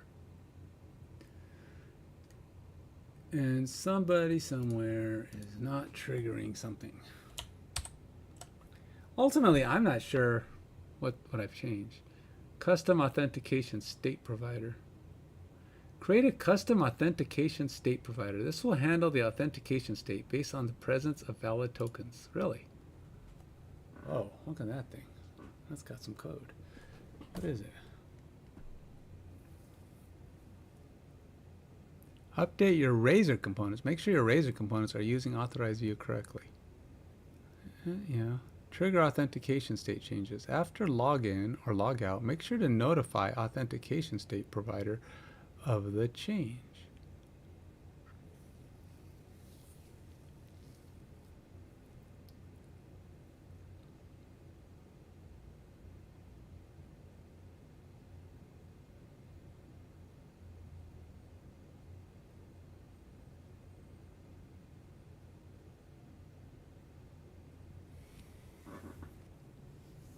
Public override async.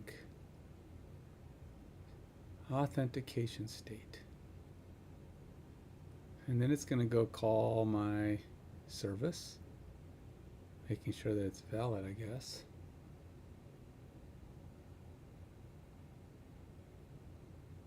Still weird. I think it's weird that we still have these claim things.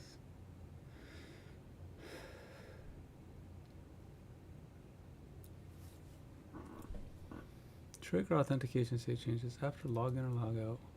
These changes should address your... All right, let's try this. I don't know what this... What is this, a service? Authentication state provider. Create a custom authentication state provider. This will handle the authentication state based on the presence of valid tokens. All right.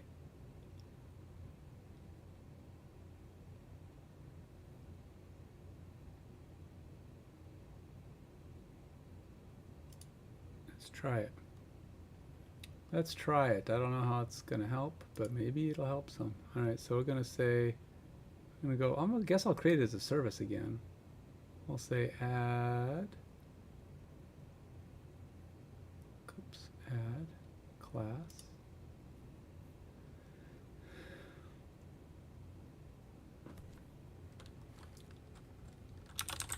Authentication state. Provider.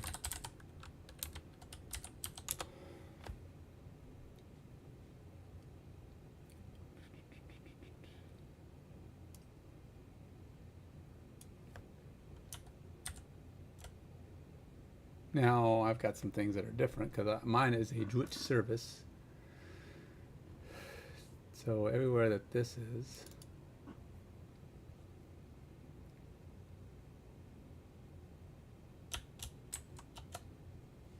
I'm going to replace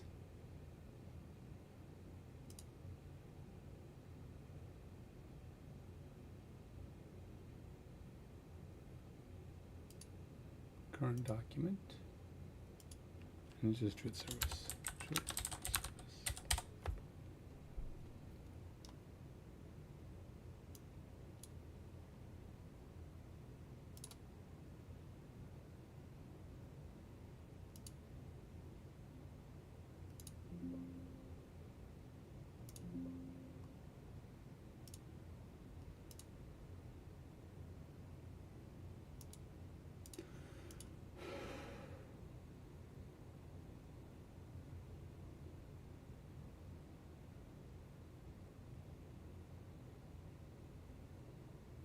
I always think it's weird how these things always give me those.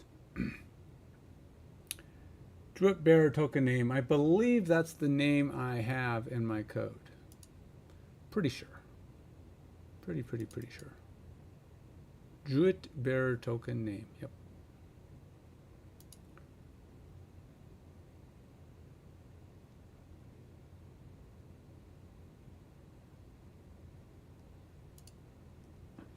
Again, it's another one of those. I should test for it. I just want to see if this works before I start going in and trying to...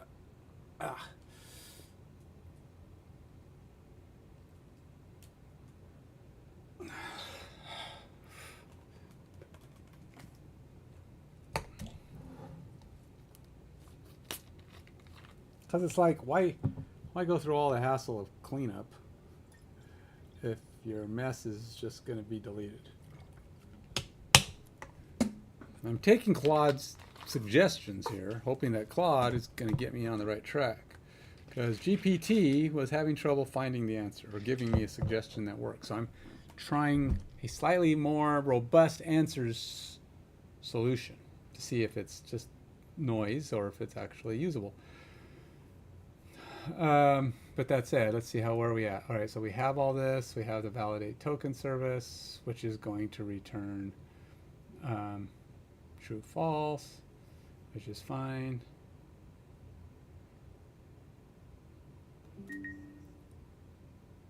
Replace with actual user information from the token. Yeah.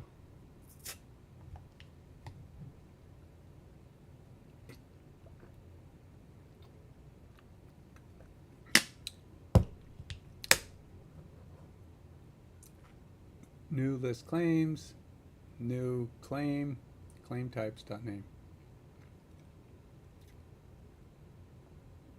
Claims treat. Add roles as needed.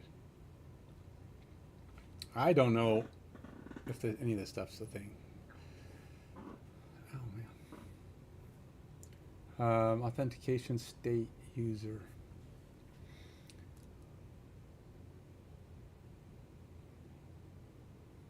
Not exactly sure what to expect from this call. I don't. I mean, I don't know. It's going to go in authentication state. Okay, so we got claims principal, new claims identity. It's going to go down here and go new claim. I'm obviously not making stuff up, so I don't know where. Is it coming from the token? Because I got validate token async, but what I really probably need to do is actually get the value I need for this, right? Which was going to come from the Dwit service dot get auth value. I don't know if I can put that in here. Let's try it. Underscore Dwit service dot get auth value token, and I'm going to say token payload value dot email.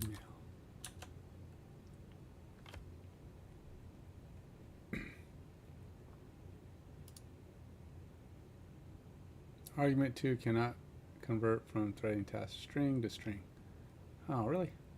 All right. Dot to string. Why can't you do that? I don't know, but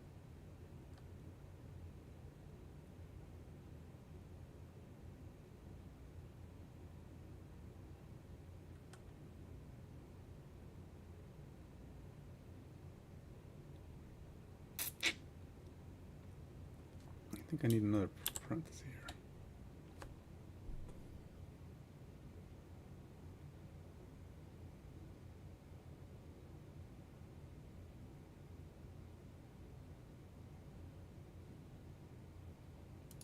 Yeah. Could be a null value. Yes, it could be, but for now we don't care. I know. I should check. I will. I'll check, just not yet. All right, well, let's put a breakpoint in here. I don't know if this is even going to fire. I don't even know anything about this. So I've got to make a call to this at some point during my login process. Trigger authentication state changes. So I got to go here. Let's just say copy. And then we're going to go over to my login for Razor. And then we're going to go down here where I've successfully set up the cookie. And we'll put this here.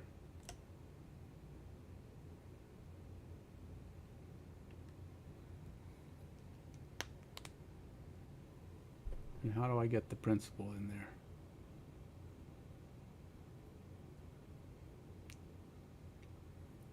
Cookie authentication default. See, this feels like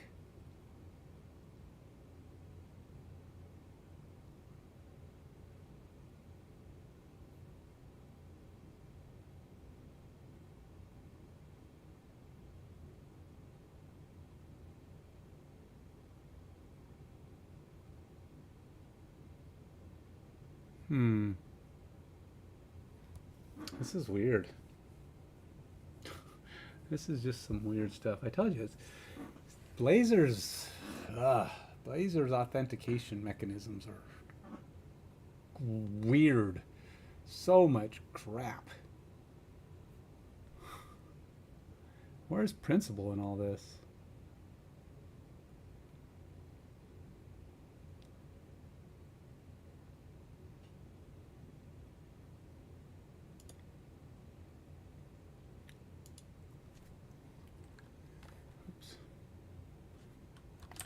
Where do I put code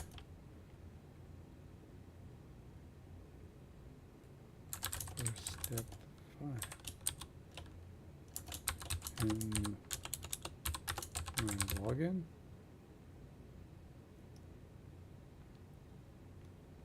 I think so. How I define principle. All right, that's what that does.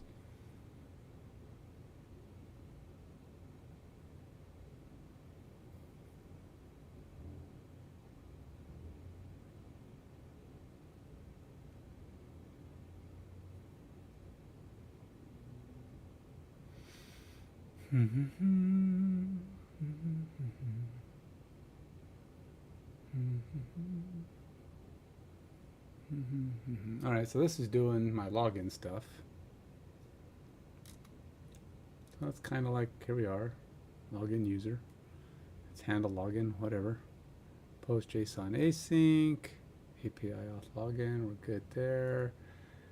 If response is success code, yep, var token await, response.content. Yeah, and then we got my logger stuff, and then we got cookie options equals new cookie options. Yep, got these flowing, everybody's good there. Token cookie name. All right, so we actually got to cookie options. We got token name equals my JBro token name, HTTP something or other.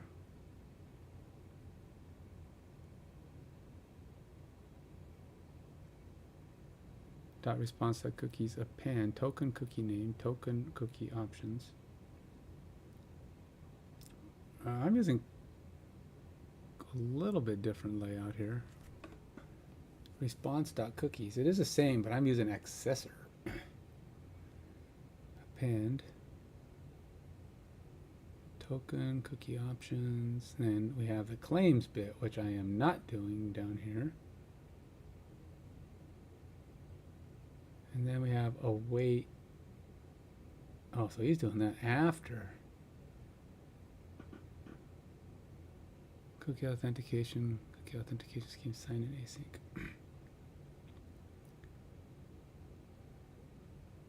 So this whole little bit here, I am not doing. Everything on this little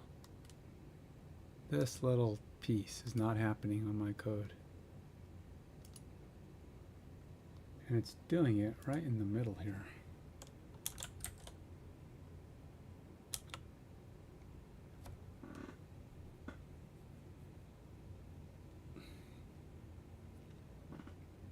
Which means I have to do something probably up here.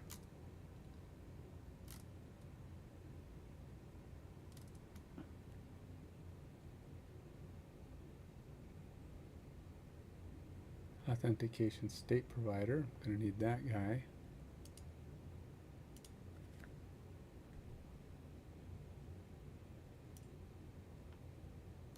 Let's take all of those. Sure, some of them are duplicates, but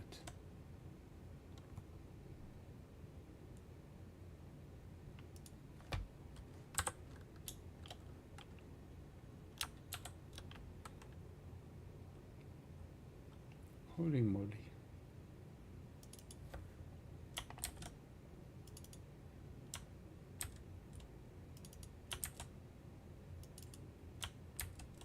Ah, come on.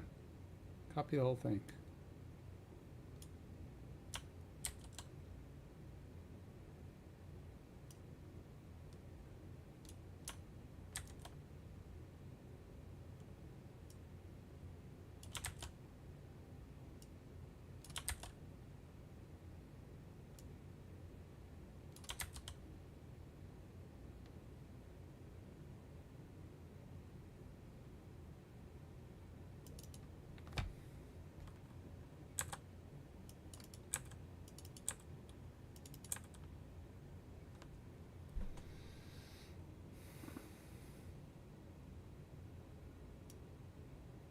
I'll take that one out. Pretty sure that's the same one.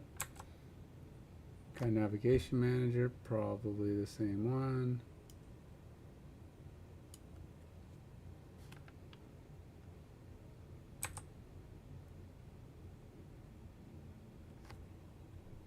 And HTTP client, probably the same one. I just gotta change my other stuff. But I do need this one.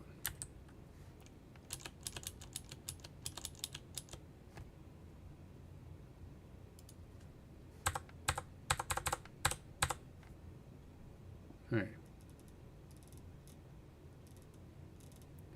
Probably some references to my HTTP whatever the heck.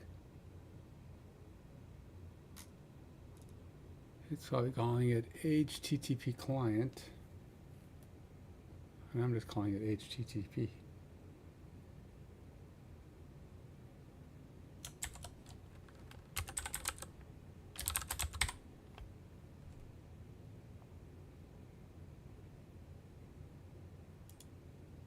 Oh, it's not even in there. Okie dokie. Huh. HTTP client. Huh. Nowhere to be seen. Okay.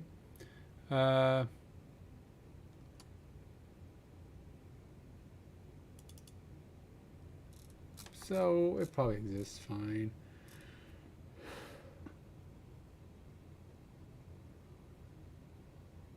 What I don't have is whatever's supposed to define this claim thing.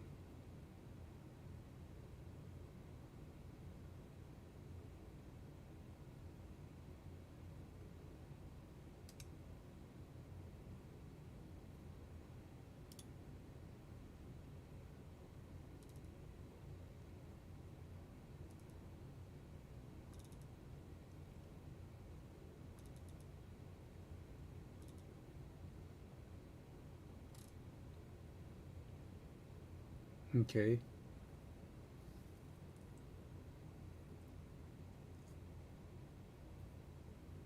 Custom auth state provider.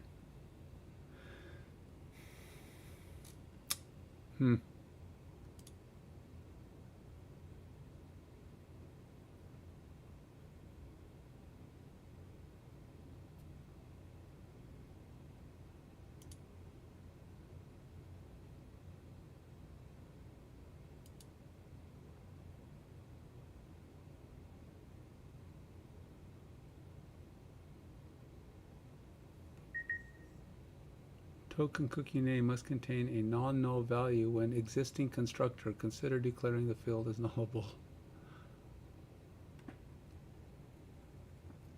Non-nullable field, token cookie name, must contain a null value when exiting constructor. Consider declaring the field as nullable.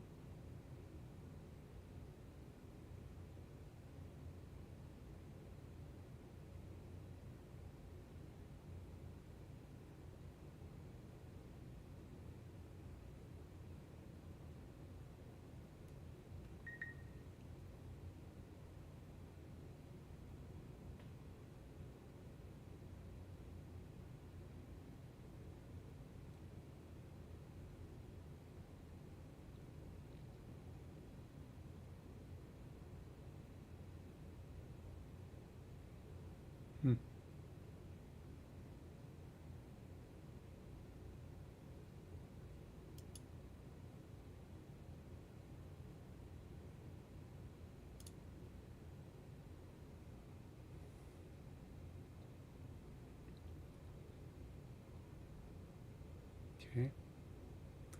I'm just trying to reformat, trying to see what I can get here. This is just confirming that this, or complaining that this might be null. The usual complaints.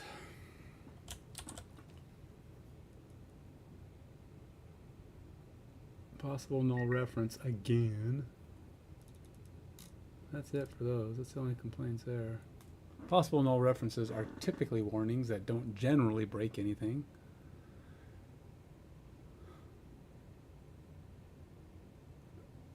And as such, I'm going to run this. I don't know what, I mean, I have this. And program.cs is already kind of a match. But still have errors. Okay. Eek, what the heck, man? Login. It's going up the wonkies.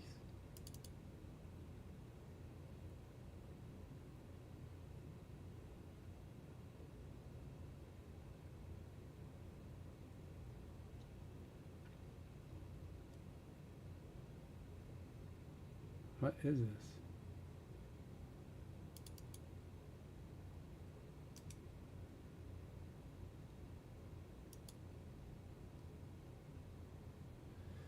Why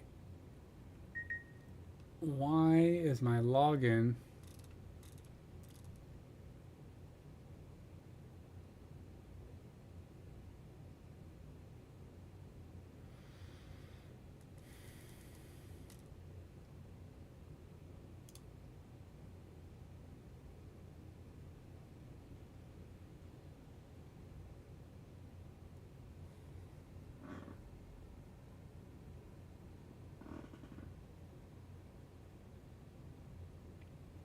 to use this in your place component, you'll need to make sure you have the necessary using statements.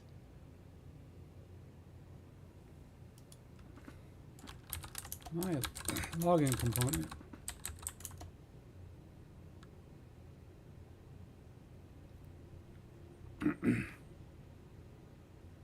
is a Blazor page.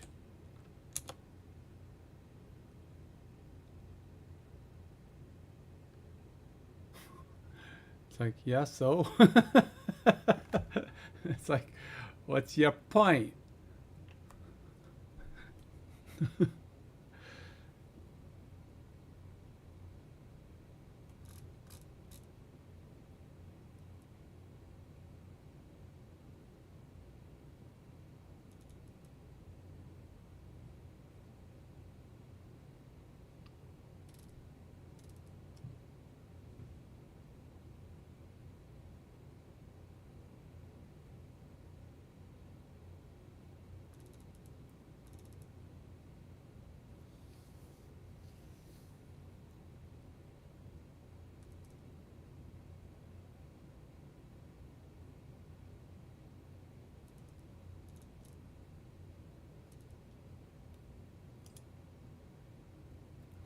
Since you're using Razor Page for your login component, we'll need to adjust this approach. Razor Pages work a bit differently from Blazor component. Okay, no. Nope, I must have. Right.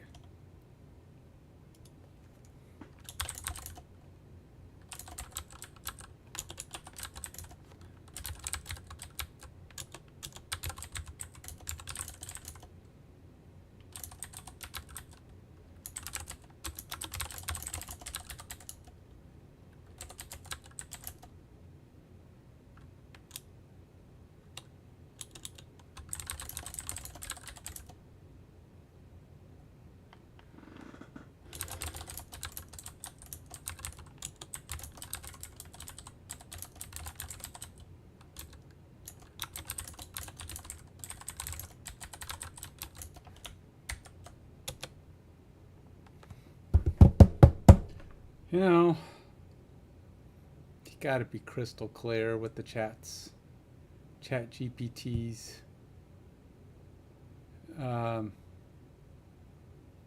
Chat Claude, Backbox AI. It's almost better if you can give it your code and say, this is my problem. I cannot find, or I'm missing, or this ain't working, and it'll go. And then it'll say, oh, well, this is your problem. Maybe. I mean, it'll probably do that, but it's also just a good chance that it's going to go, I don't know what to do with this. Okay, so this is my login Blazor component. Pretty much as I have. Now hopefully I can get whatever context nonsense it thinks it's logging in. And now we can maybe get it working. So I'm not going to change. I'm assuming nothing was changed. We've removed the supply parameter from form and supply parameter from query attributes, as they are not typically used in Blazor components. Oh, is that so? I didn't write that, which is interesting. Why did the default template for this Blazor app given to me if they're not typically used?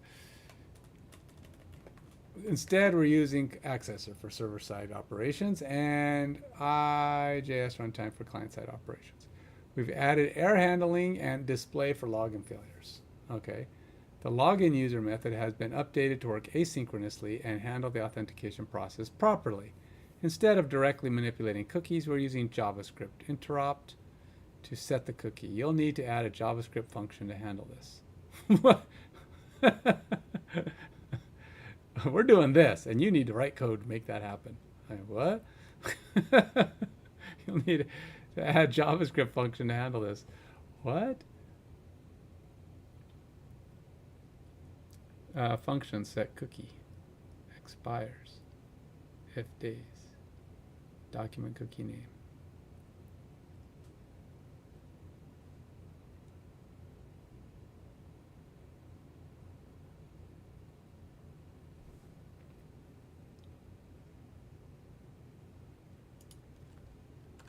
The expired date is provided in the token in the JWT bearer token payload.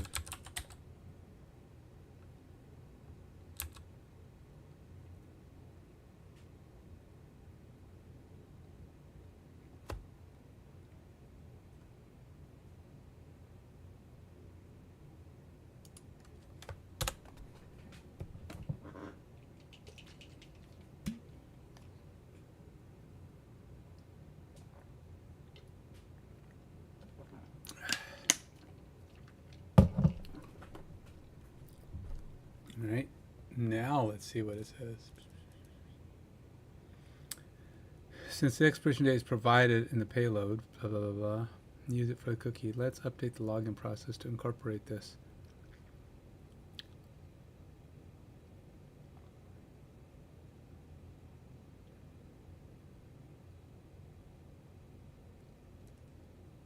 Now let's go through the main changes. We've added decode JWT token method that decodes the JWT token, claims and returns the claim principal along with the expiration date.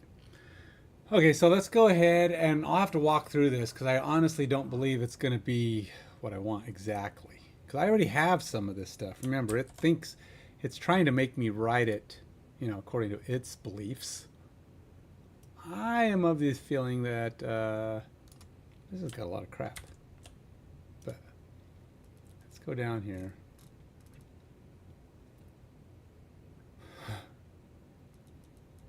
Now, let's see what we got. Error message.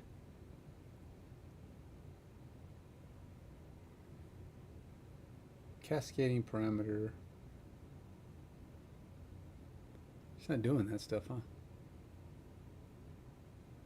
Is it using those?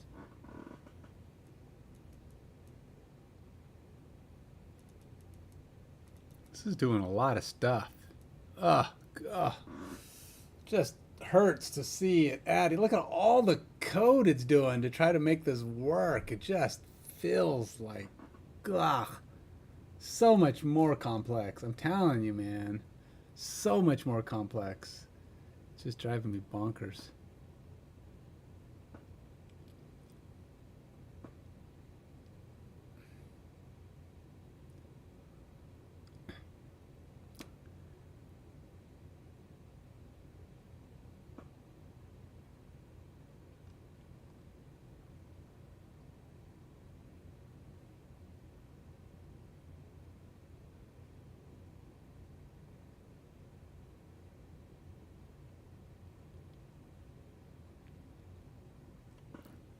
var output equals input. Output equals replace blah blah blah blah blah blah. Switch output length. Case 0 break. Case 2 output break. Illegal base64 URL string. Throw new argument exception. I don't know. It obviously is decoding it different from my code did. I don't think mine is base64 either. Mine is encoded. I think mine is actually encoded with ASCII too. My token is encoded with ASCII too.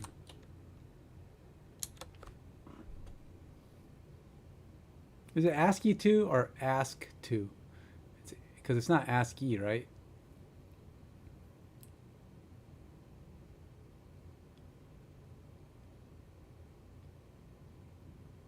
Because if it was ASCII, it'd be ASCII 1. Or is it just ASCII? It's just...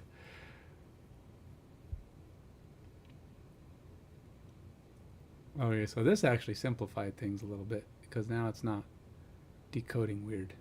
Decode ASCII to Druid token. Oh, it does do it. It's just weird.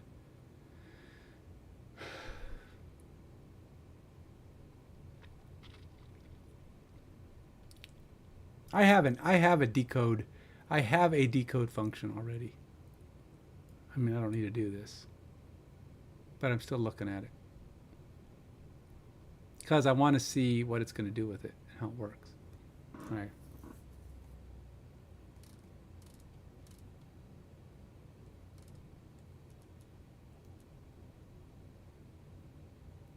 Return URL.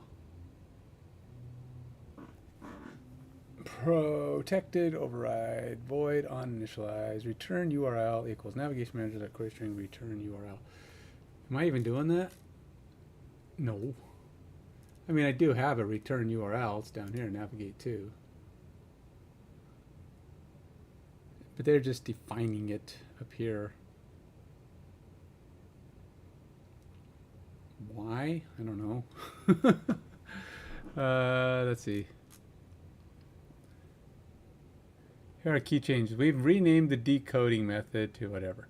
And the ASCII token method, we're now using encoding get string to decode the payload. We've removed, okay. The rest of the token process remains the same, extracting claims and the expiration date from the decoded JSON payload. This approach should correctly handle your ASCII2 encoded Druid tokens. It decodes a base64 encoded payload using ASCII2 encoding, then processes the JSON content to extract the claims and expiration date. A few additional points to consider. Make sure your server is indeed sending the token payload as base64 encoded ASCII2. If there's any discrepancy, you might need to adjust the decoding further. The token header and signature part are not being verified in this client-side code. Ensure that your server-side API is properly validating the entire token, including the signature and expiration time. If your token includes any non-ASCII2 characters, you might need to use a different encoding. Instead of ASCII2, in this case, you would replace encoding ASCII2 with encoding UTF-8. Remember to implement a logout mechanism that clears the cookie and updates the authentication state provider. Consider implementing token refresh logic if your API supports it to keep the user session alive without requiring frequent logins. With these changes, your logging component should be able to handle ASCII2 encoding. Okay, well, maybe. I haven't actually put a lot of this in yet because I'm just trying to see what it does. So I have my login user. I'm going to go ahead. Some of this, what it's doing is going to change things a lot. So I'm not sure what to expect, and I'm a little concerned about making those changes. It's going to be significant. But it also has to be in line with what my code already does, right? It's funny how they change my login information. I say trying login. They say, oh, we update that to say attempting login, you know, because it's dumb. You're using trying. It's like, what? Why don't you like why did it change my text on that? I don't know. is success status code. I mean, I guess attempting works, but still trying, attempting, trying, same words. Anyway, besides, it's in my log. It's not like anybody sees it. User logged in successfully. User logged in. They just said it's going to be successfully because, again, we feel like we know better than you. And then we got token UCL configuration.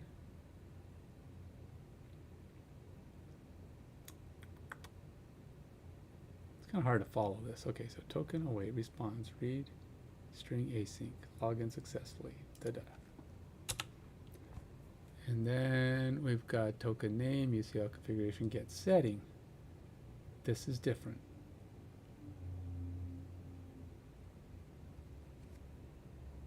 Bearer token. So I have. Oh, they didn't. They didn't put this in a cookie.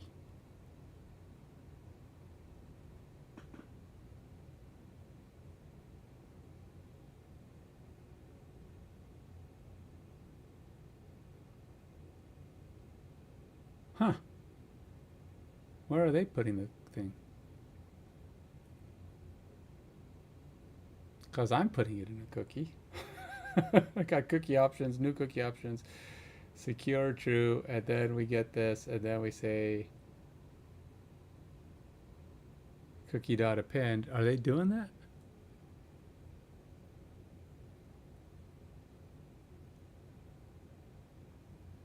So Claude is doing this different,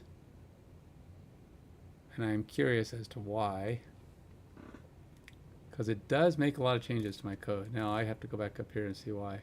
The calculate expiration time.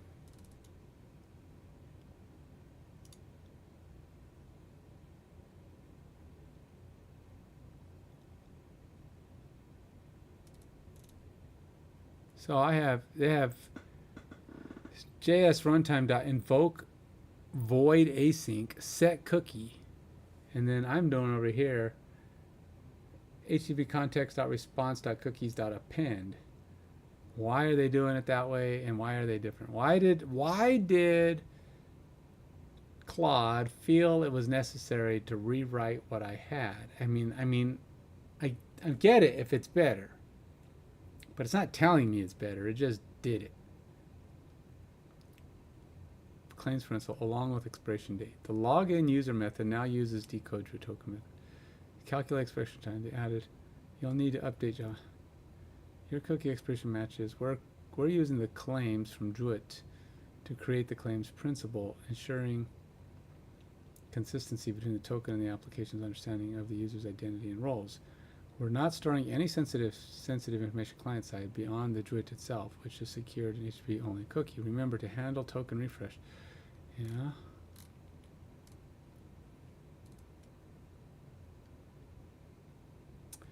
Yeah.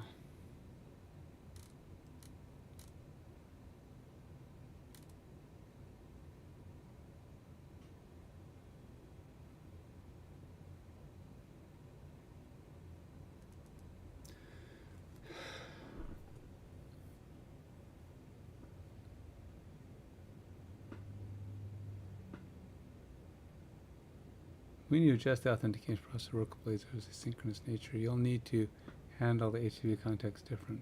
Here's a refined version of your code with explanations.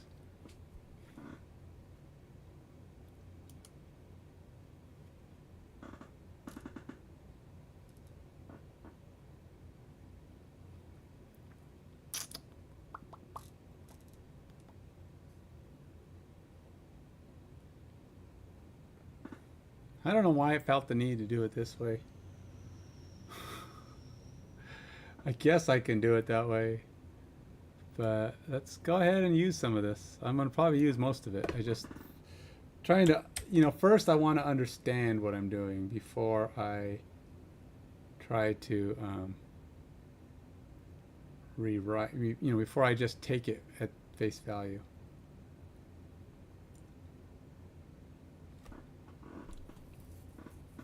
Supply parameters from. I don't even know what that is. Oh, from form. They're not typically used in Blazor components. Really? That's obviously presumptuous of them. But all right. At least they told me why they did it.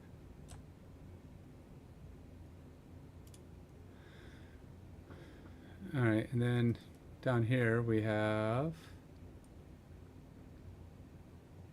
this guy, which is the only change there.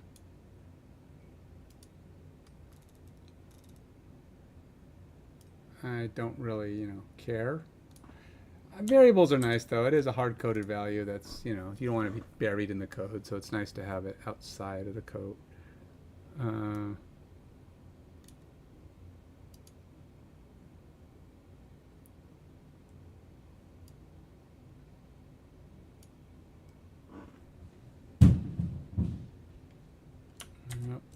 Somebody's doing something they shouldn't be upstairs. My dogs are making noise. You gotta wonder what they're doing. You hear big thump and booms upstairs, and they're like, what did you guys do? And they're like, what? Oh, we better run. We better go outside. What are you doing, man? You're gonna get us in trouble. So they did put a try catch in here, which is probably good.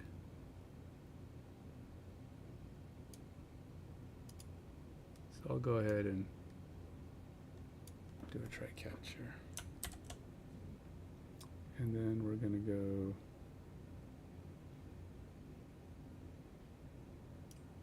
oddly enough, they actually did exactly what I had. Never mind.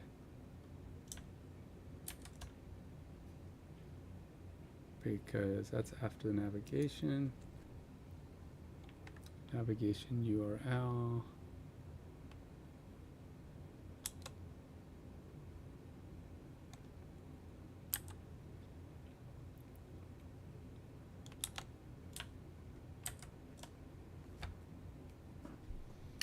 Yeah, there we go. And then up here, we have a try. Which I like try catch. I think it's a good thing to have in place. So I will add it.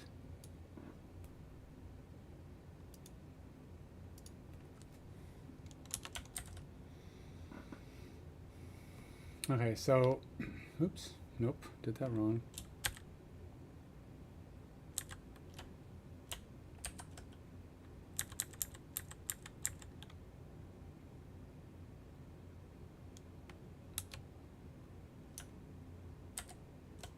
There we go. And then we'll come down here. Everybody get back in place. Okay. Now.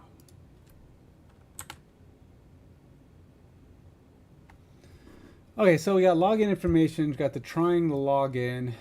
All right. We got the post JSON async check. We got success check. We got read as string, and we logged in successfully, check. Now we're on to this step, which is HTTP context accessor.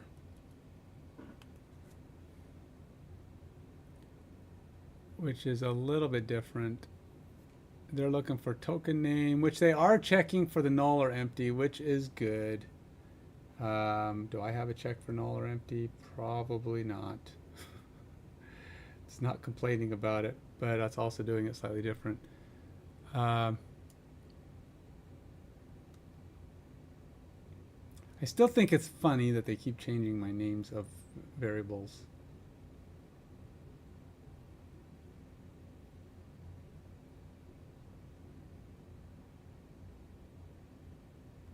Where am I getting the token name? Well, I'm getting it way down here. Because it's totally deleting this entire piece. Why is it deleting this entire piece? Well, I guess it's not deleting that piece. It's just putting it in differently at a different place.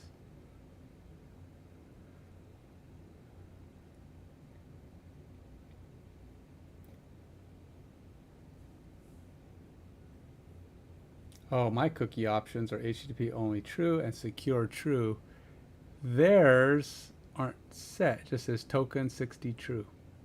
I have to see what this does. I am curious. Okay, so what that means is for me to go on to my thing, I'm going to take this value.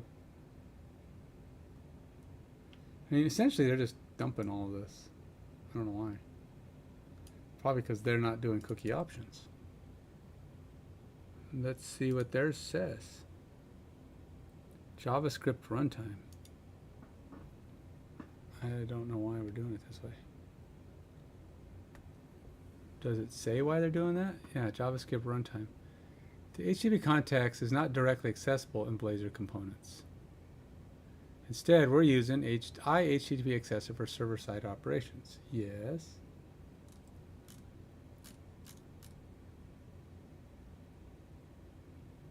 HTTP context accessor. Yeah. And IJS runtime for client-side operations. Yeah. So they put IJS runtime. So they're kind of mix and matching.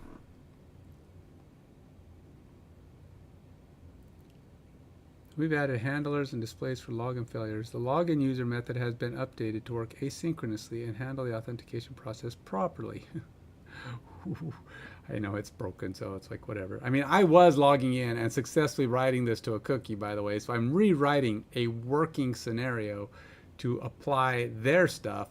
So hopefully when all this is just trying to set up the pieces that hopefully will allow my authorized view to work, because even though I was writing to the cookie, something wasn't triggering to let authorized view see that, hey, I think it all comes down to that authorized state provider that I had to create. And I think that's going to fix this. But I feel like this is giving me the, hey, while we're at it, let's rewrite all your code approach. And I'm like, I don't want to rewrite all my code. Just tell me how to implement your stupid authentication thing. Your authorized provider setting thing.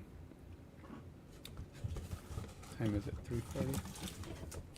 Time for a protein bar. Are these super healthy? There's a lot of protein in them? Yes. But they're probably not the most healthy thing.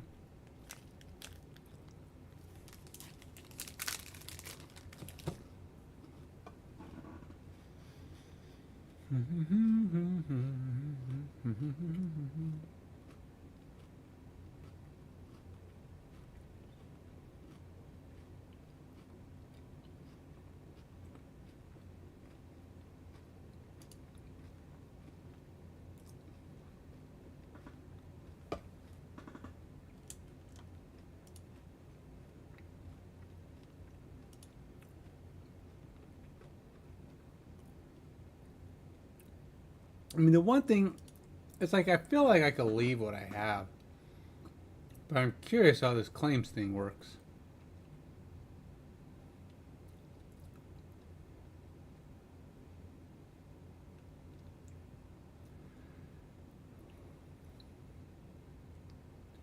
Cannot convert from string to binary reader. What the heck? Binary reader? What?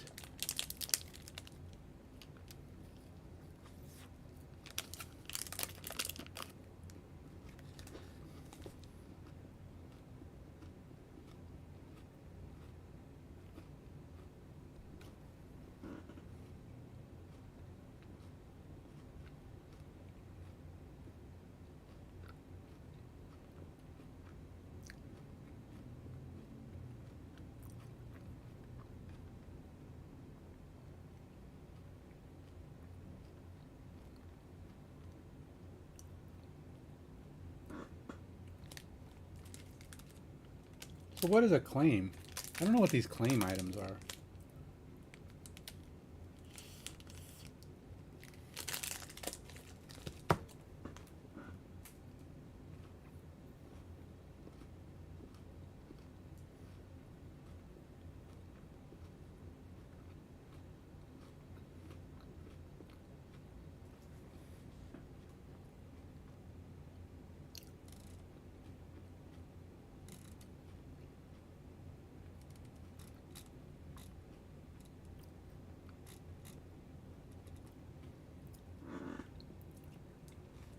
Is what is claim?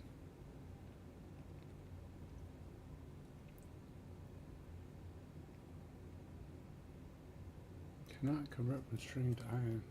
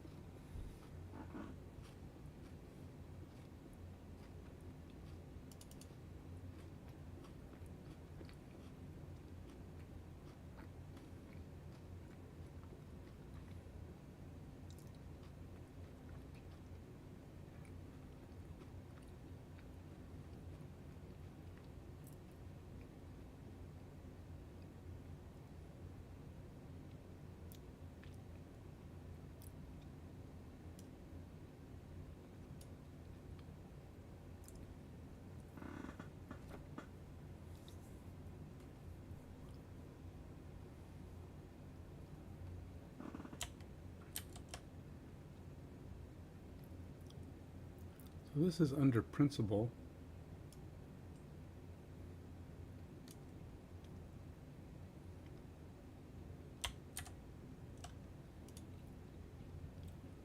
And then we navigate to our URL.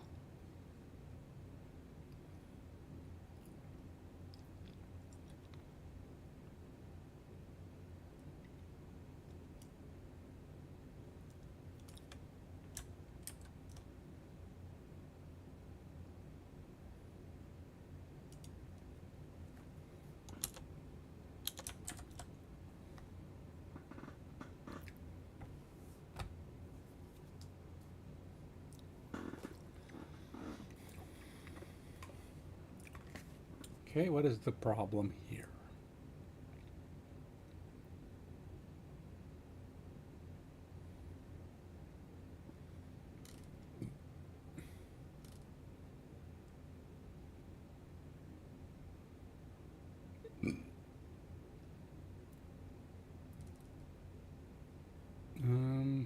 What? Does not contain a definition of a query string and no accessible extension method query string. What?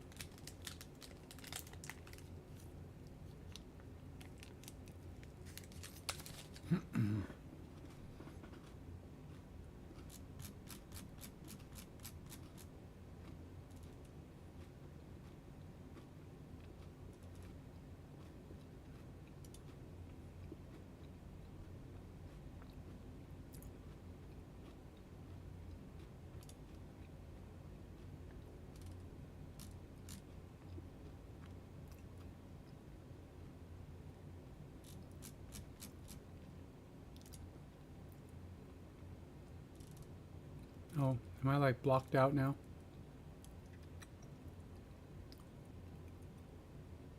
It's like saying no more.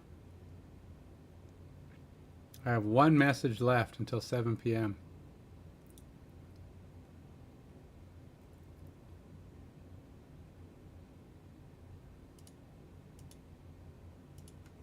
And I'm done with Claude. Claude is done helping me. Yeah, see code. Claude don't want to help no more. So sorry, buddy.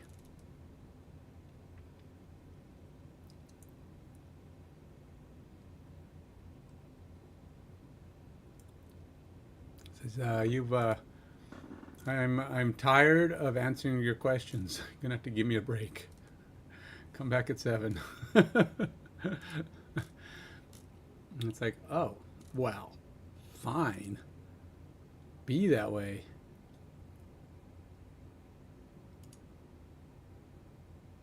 What do you mean exceeded the link limit? Oh. This is all one message? Is that my length? It's like, because it certainly ain't complaining about the question.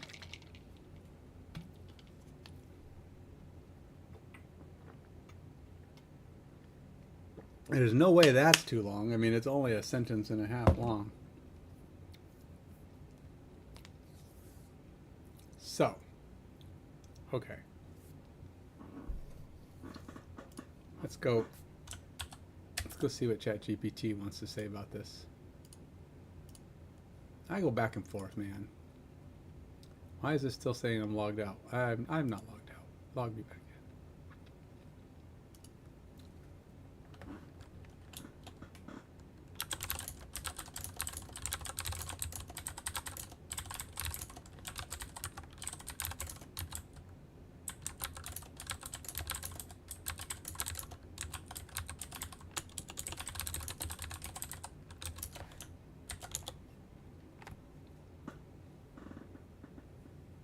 So I'm probably missing some kind of a thing.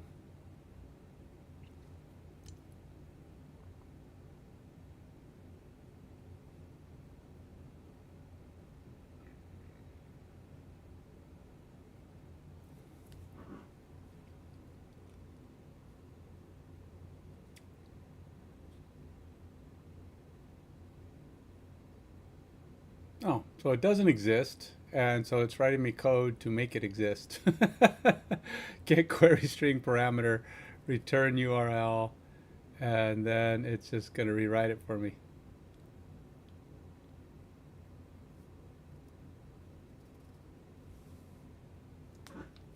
What do I think of that? Why do I think of that as a solution? You know what I think? I think this is way overkill. I think it's too much work just to say, hey. Why? I think it's like it's giving you the option to send in your own return URL. And for me, it's like, well, the return URL, I mean, I think it's so that you can, like say you're on the account page, you want to go to the account page and say, instead it kicks you to login. Well, you could save account page and it will send it back instead of sending you back to the home page, which is what I was going to do by default.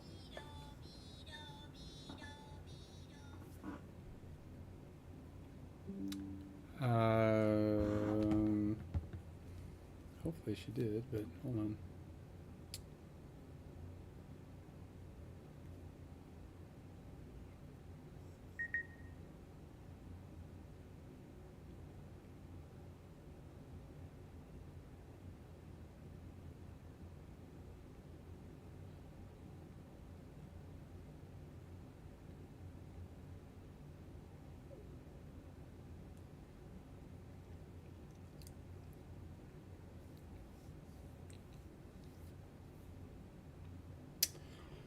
I guess it's time to take a break, folks. My wife's coming home and she needs help carrying in Costco. So I guess that means I'm gonna take a break. Am I done? I don't want to be done. I think I'm just gonna say coming back soon. How about that? So it should only be 5 minutes, 10 minutes. Shouldn't be long. She's almost here. So I can do the be right back bit.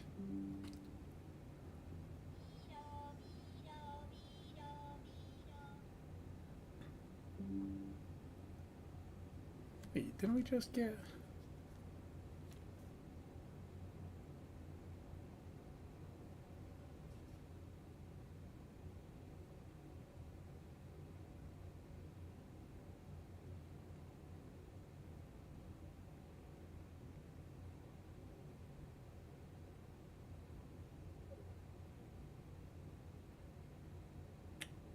Hmm.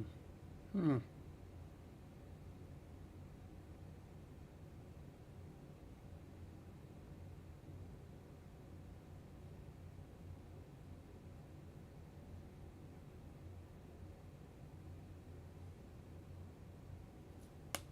Hmm. Hmm.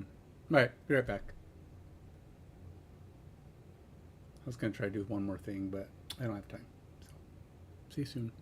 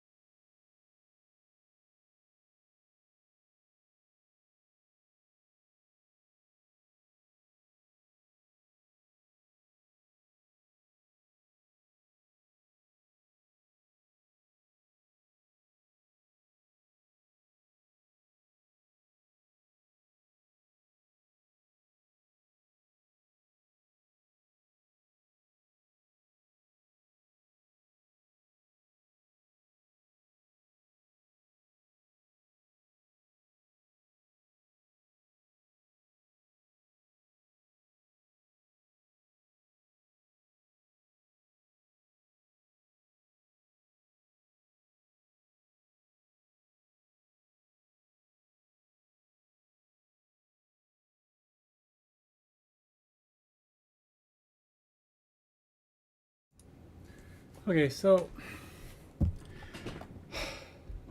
yeah, we haven't solved this problem yet. I'm not going to do this query string thing. I think it's kind of silly. Maybe it's not. I I don't know. I feel like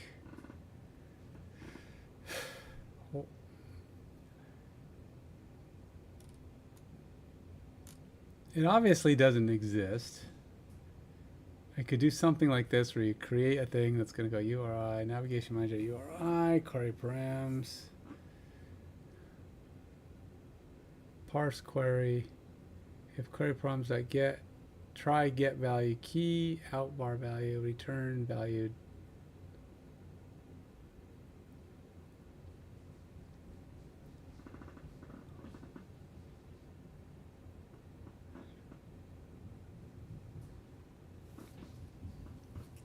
Huh.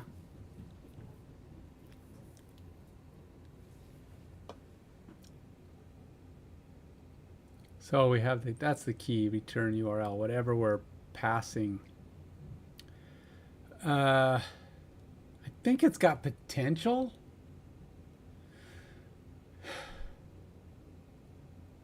Is it worth putting it in?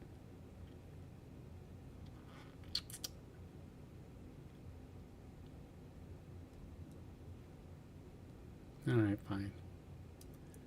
Let's do it. I don't know. I feel like it's a little overkill, but we'll go with it. It may be a little overkill, but hey. Whoops, what'd I do? Oh, whoops, I didn't get the whole thing. That's what I did. Let's try to get the whole thing, shall we?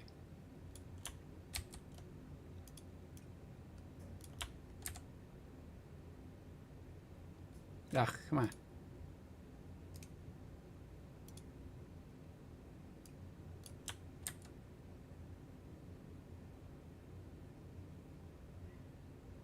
Okay, what is going on here?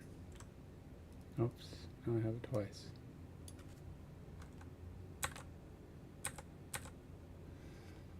Okay. We'll see what that does. Hopefully that fixes that problem. We can go back over to Claude. It's because Claude had my other code that I was working on. Claude was uninterested in helping me any further, so I'm going to have to use the answers I have and then take it to ChatGPT if I need any further help. This is my updated Blazor component. I'm not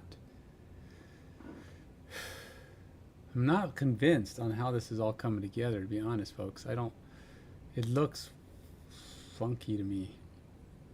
And I feel like I don't need to go with the weird way they're doing this. So I'm just going to have it go with my cookie options and the login information, because it all logged in fine. So that really wasn't the problem. And then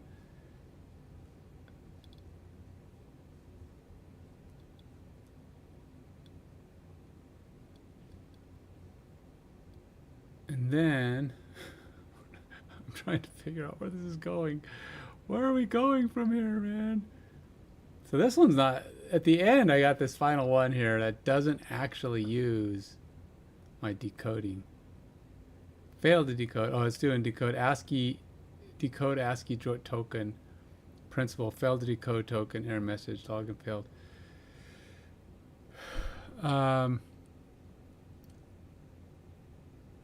So there.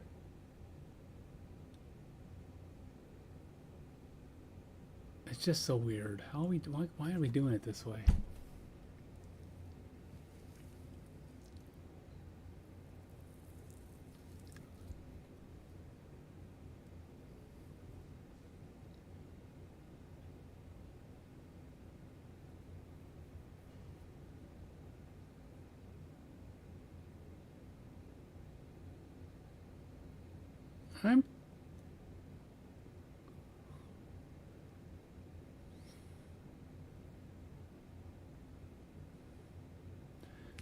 they did it different. This is Claude being inconsistent. I don't know why, but it suddenly went with this instead of this. So I'm actually going to replace it because I like that because it's more succinct.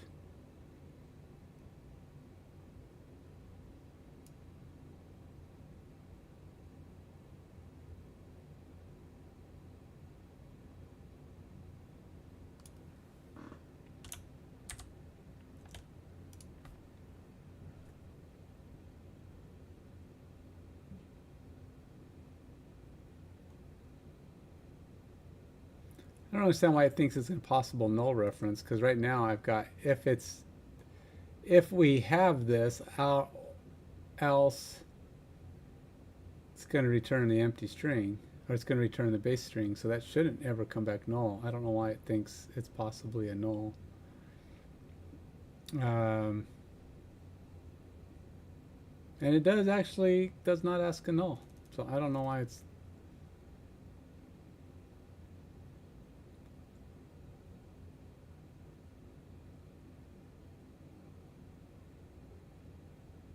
So it must be thinking that something could go wrong. I don't know. Could not be found. Are you missing a using directive? Okay, so custom auth state provider.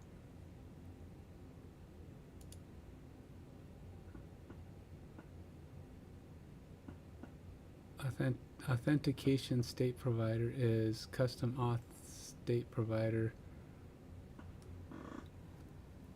What did I call it? Authentication state provider.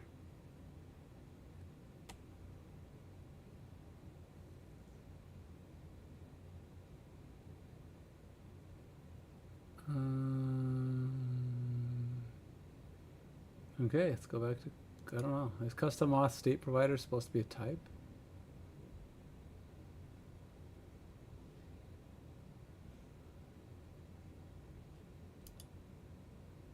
I think it is. It's what this is built on, right?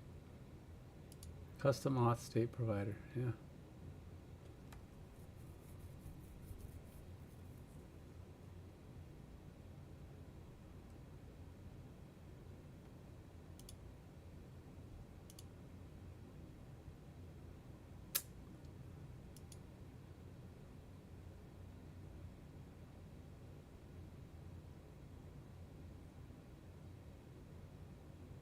And why would it be? Okay.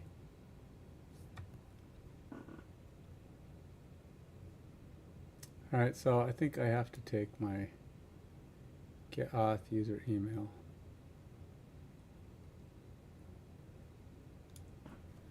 And we're just going to set that to a variable. We're going to say string user email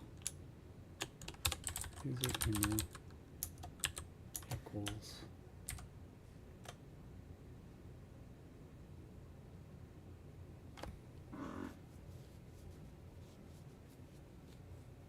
why do I have to keep doing the wait?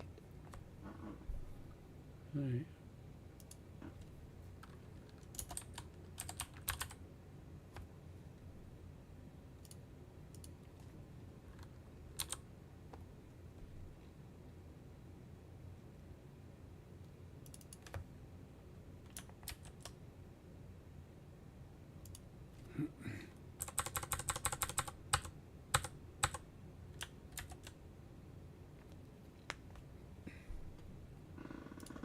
Okay, maybe. I don't know why there's a comma here though.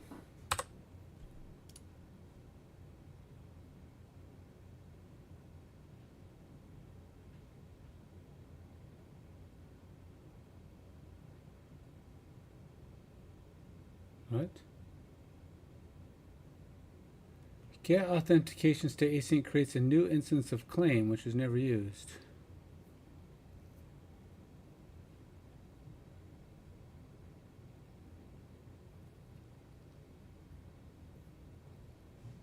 Oh, whoops. Can't put that there. That's part of this thing.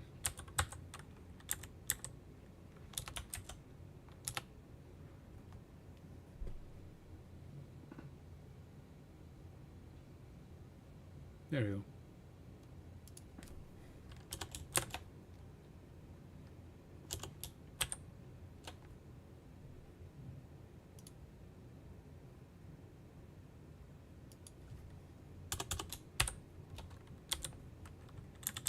Okay, this one didn't want to fix itself. Whatever. I don't know. Normally when I put these thingies in, they fix the stuff above it. I don't know why it's not. It doesn't like me. Fine. I don't like you either. Alright, so we'll try to finish this guy. After method or access rock is not valid. Am I supposed to do that? Alright, so something's wrong. Something is wrong with my picture here.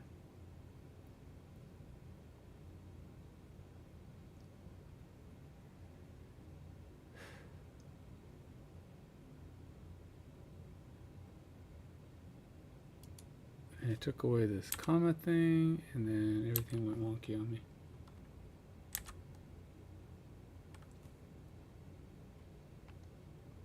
I don't know why I'd want to have a comma there.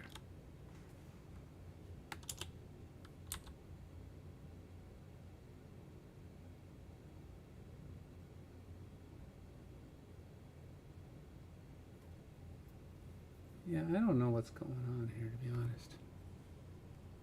This does not feel good. This is not a clear piece of code in my humble opinion. I think it's kind of messed up. It's kind of like, I don't know, just everything seems wonky. Even though I kind of used exact copy of what it said, authentication state provider,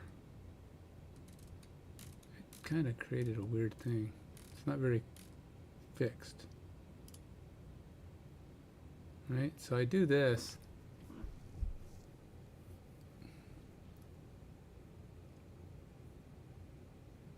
It's like it just doesn't, like it's not valid. None of it's valid.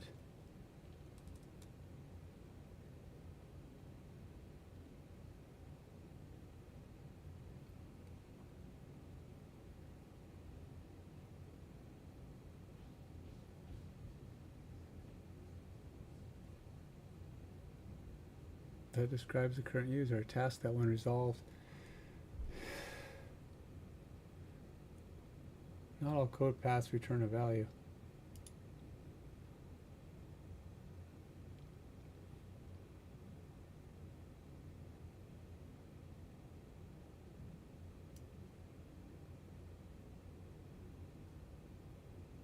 I don't know why it's returning multiple users, to be honest. I don't even know, why am I even using this one?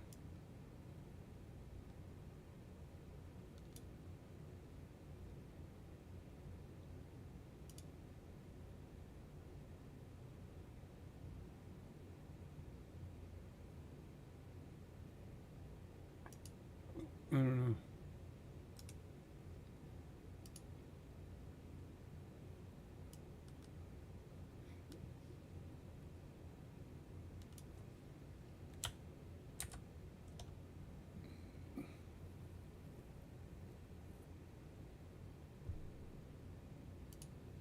I'm not even sure what I just did. I mean, all of a sudden everything works, but all I did was recopy it. That's just freaky. I don't know what it thinks I did. Huh. Interesting. I mean, everything went away. All the errors went away. Huh. Maybe they're just not showing up.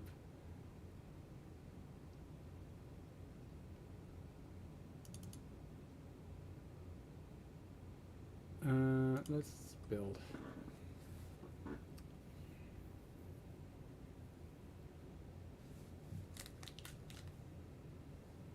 Nope.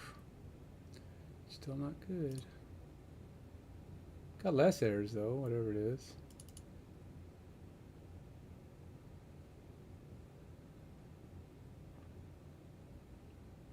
authentication state provider is custom auth state provider.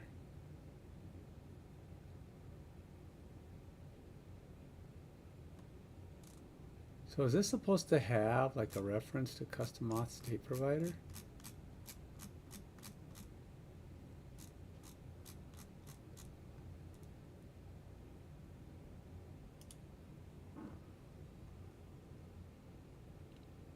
So I got authentication state provider, which is on here.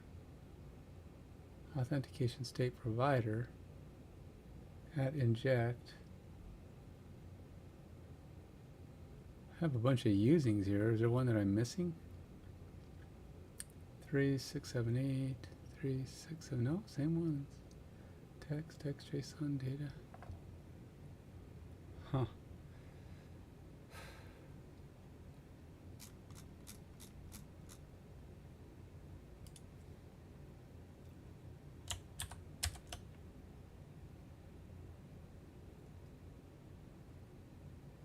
Go see what ChatGPT says.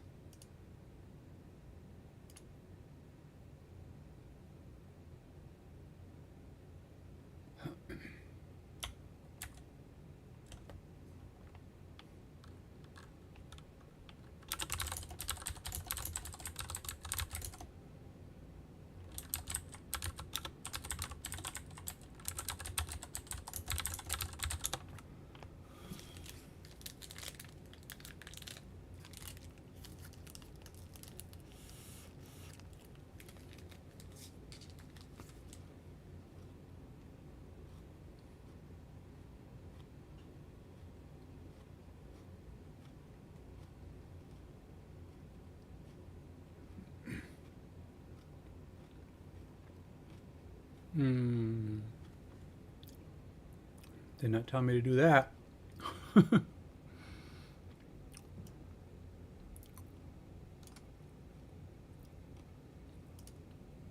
And is that top piece in here?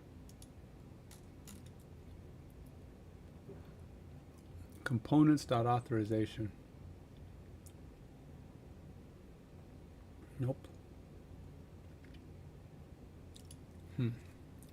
So many things. Using Microsoft.ASP.NET Core.Components.Authorization. And then we'll builder it.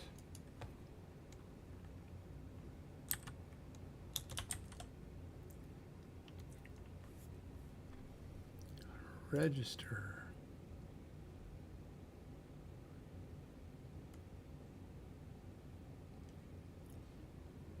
Did that fix my situation?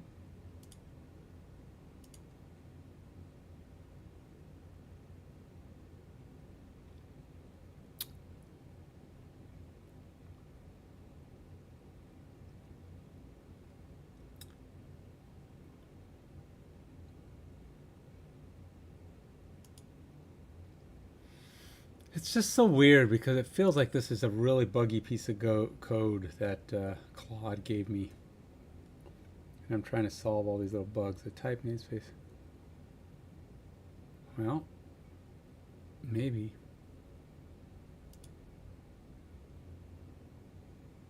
Alright, it is add scoped.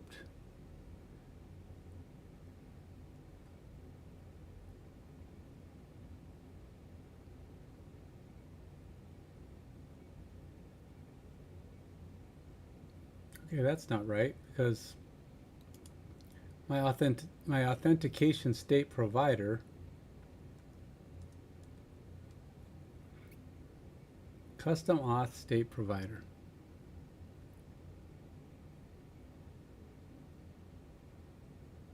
Authentication state provider. So we are already inheriting that.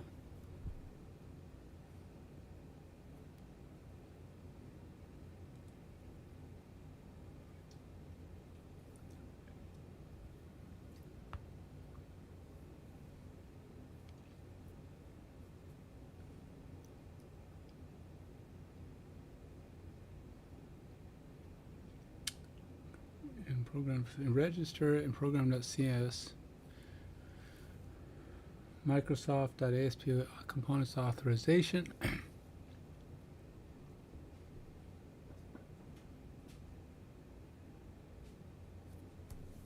And we have it logging in. So what's going on here?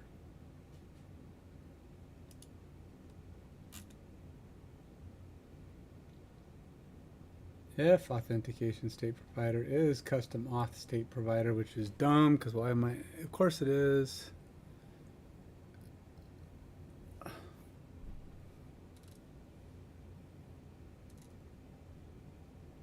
The class is custom auth state provider.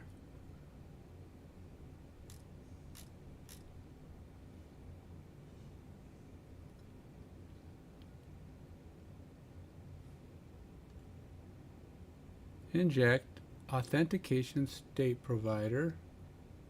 Yeah. And we have the custom auth state provider class. Right. So why is it complaining?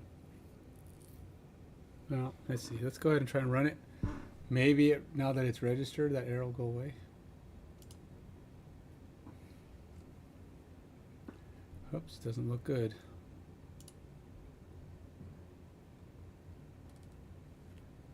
Nope, still did not like it. Alright, so I did register it. Authentication.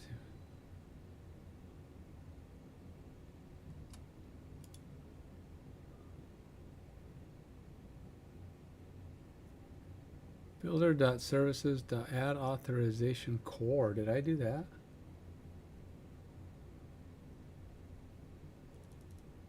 Oh my gosh, there's so much things. Add.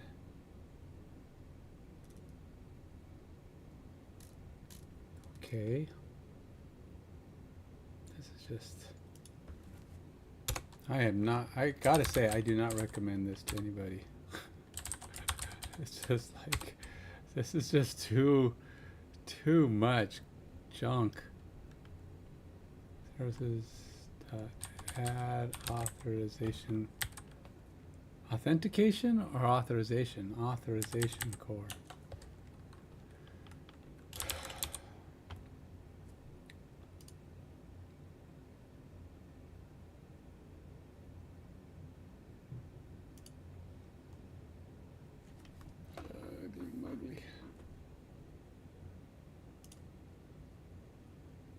Yeah, it's not working.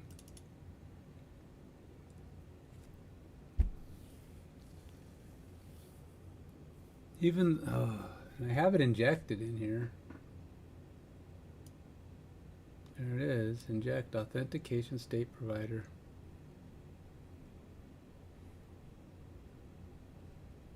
I already gave it this full code, didn't I? Yep.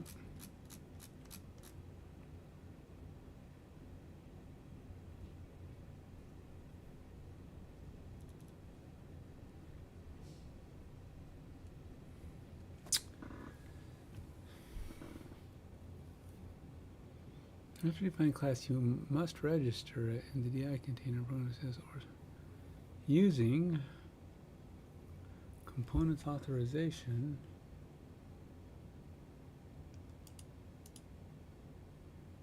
Using components authorization. Build our services, add scoped, and then I have my authentication state provider. Custom auth state provider, build our services, add authorization core, which I did in that same order, and then we have to inject it, which I did, has that same injection line.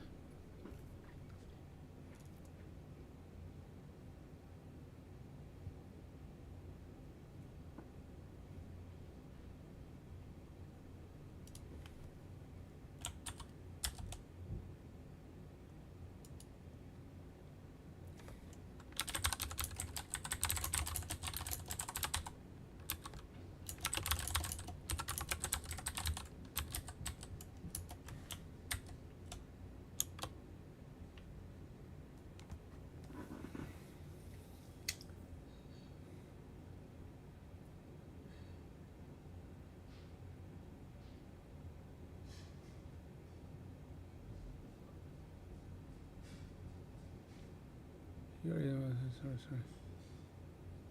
Oh my gosh. Well.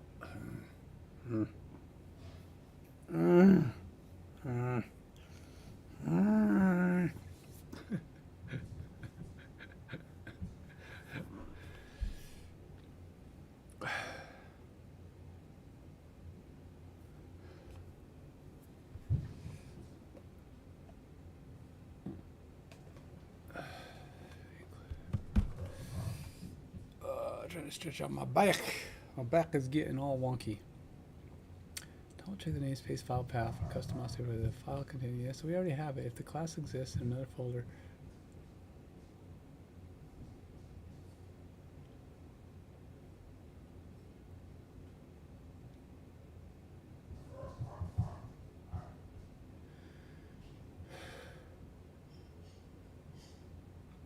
Well, it's in the same folder as Druid service. So if Druid service can be found, we should be able to find that. To set up add authentication authorization core looks mostly fine. However, it's crucial that add auth comes before add Blazor components to ensure proper authentication setup. Well, it is, because add Blazor components is clear at the bottom.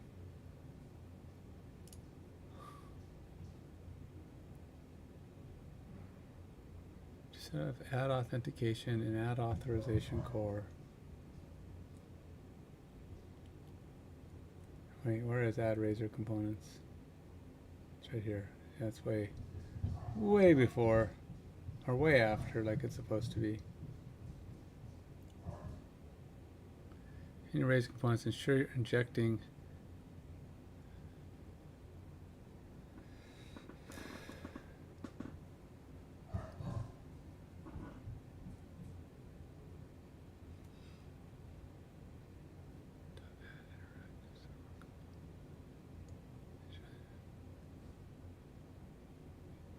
register custom auth state provider for WebAssembly and server-side Blazor. Since you're using both server-side and client-side Blazor, you need to register the custom auth state provider differently depending on where it's used. Modify your program just to check the WebAssembly hosting or server-side hosting.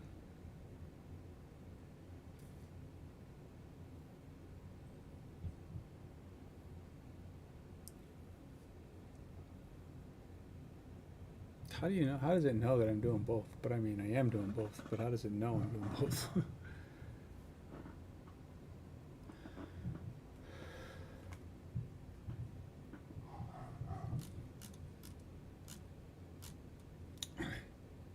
I do have my Druid service here, add scoped. But then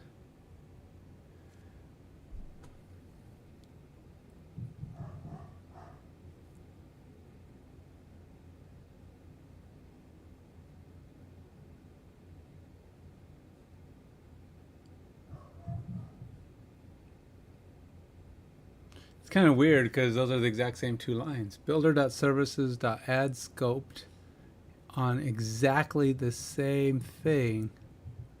Custom auth state provider. Yeah, those lines are exactly the same. Both the if and the else have the exact same line. It's like, then why does it matter? Based on the hosting model. Because neither one of them is different. Builder.services.add scoped authentication state provider, comma, custom auth state provider, all within there. Remember, builder.services.add authorization core. Okay, so yeah, it does the same thing, add scoped, and then the core comes after.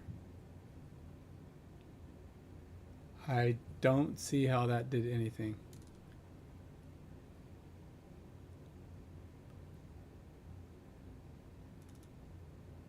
It's all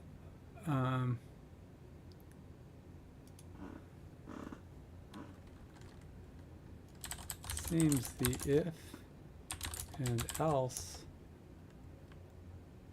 code is the same. Why do we need to bother them?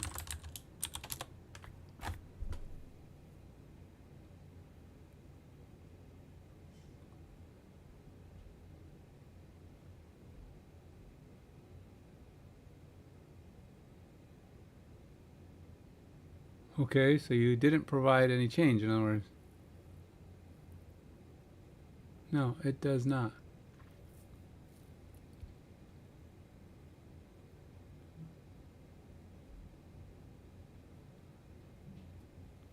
Okay, so that's what I'm doing. So you didn't give me any answers. You didn't provide anything I needed. Folks, we are stumbling across the finish line. Or maybe we aren't even going to get to the finish line. I don't know. At this point, that finish line is much further away than I would have expected. Okay, so what's going on here? I can't seem to get my item to register. I have attempted to run this, but it keeps saying this cannot be found.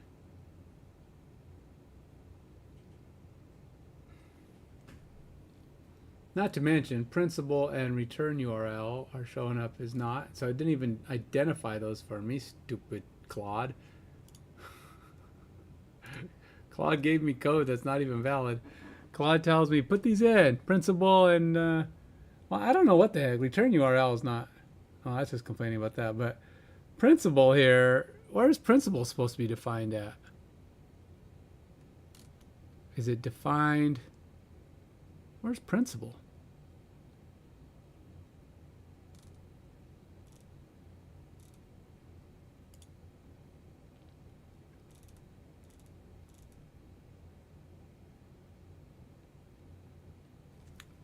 See, you can pass principals a return value. There's a lot going. Oh wait, is that like a piece down here? Oh, I see what's going on.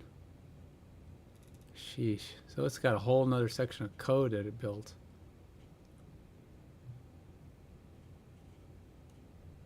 Ugh.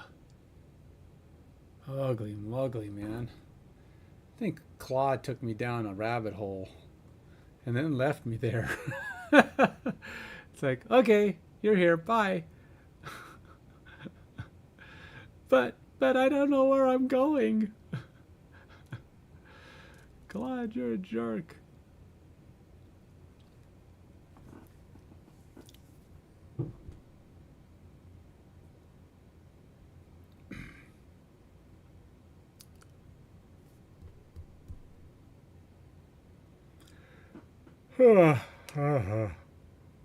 What did Claude do to me?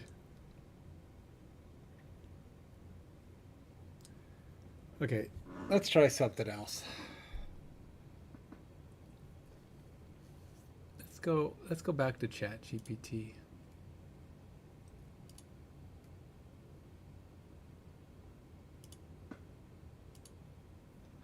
All right, let's try this. I am working in a Blazor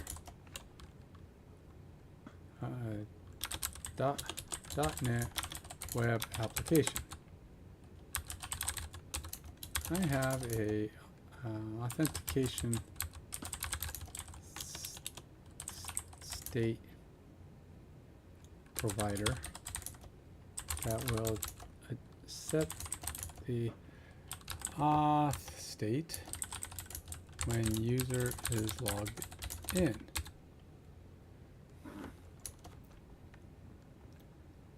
How would I implement that code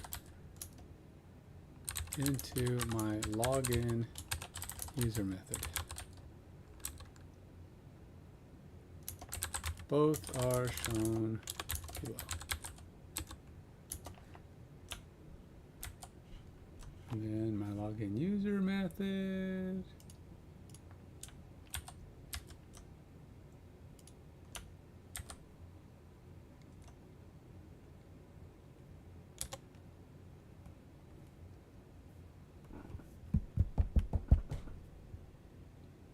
All right, ChatGPT, dig me out of this rabbit hole, please. Show me what the problem is.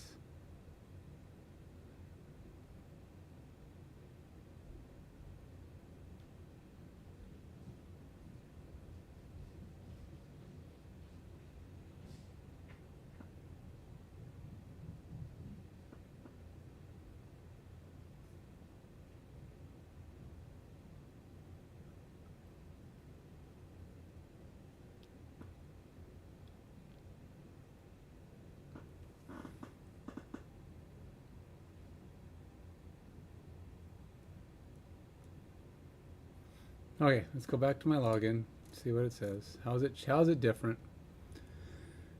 Login user trying login, auth, success, logged in. HTTP accessor context response is null. Yeah. Then we got cookie options. Yeah, we're good. Bearer token, token name. Okay, then we got HTTP context accessor, log information. We're good there. And then things go a little different. Okay, so they're saying, or he says, ChatGPT says, aha, it's doing this a little differently. And I could probably, I think I have a way to get around some of this. So we're going to go Control C. Then we're going to take this right over above my set navigation URL.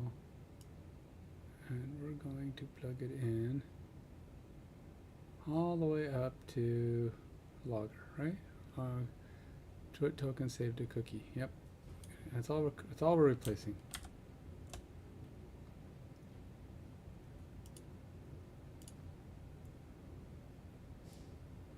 But that said, it's still got the problem of this cannot be found.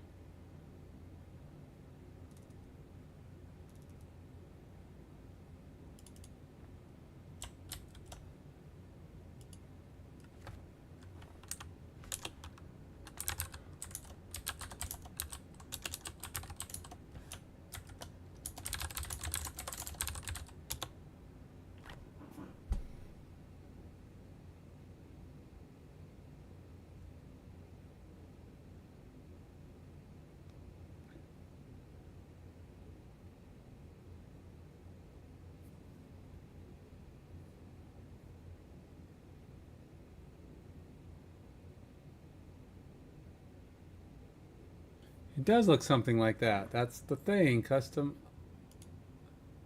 authentication state provider. Authentication state provider. Custom auth.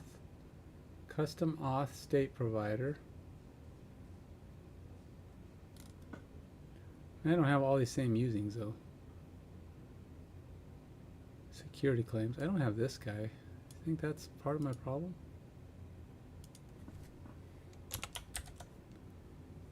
It's not even used. Whatever it thinks it's using it for.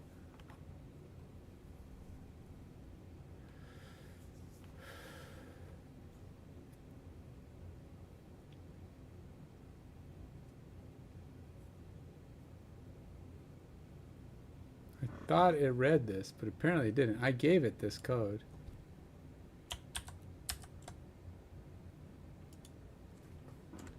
This is my code for custom auth state provider.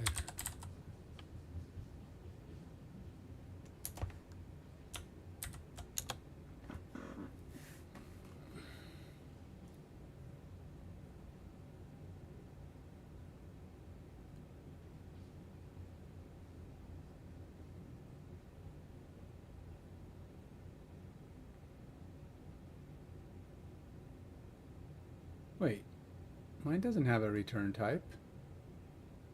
What are you talking about? There's no return type on there.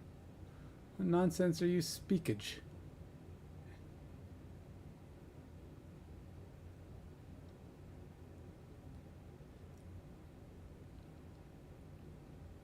Alright, so maybe it doesn't like, it could be something to do with the fact that maybe it doesn't like the way I use the primary constructor. It could just be complaining that my primary constructor is bad. So we're going to go ahead and take the primary constructor logic out just to see if things are happier.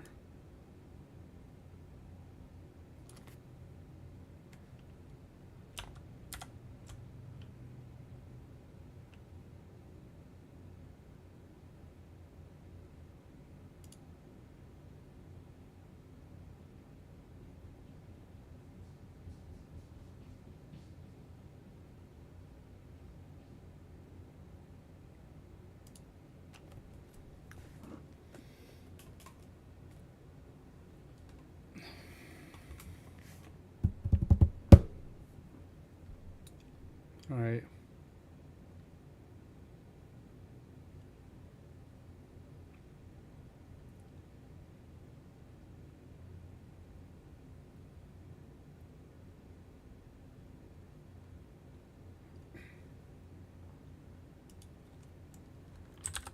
Token cookie name is returning possible null reference.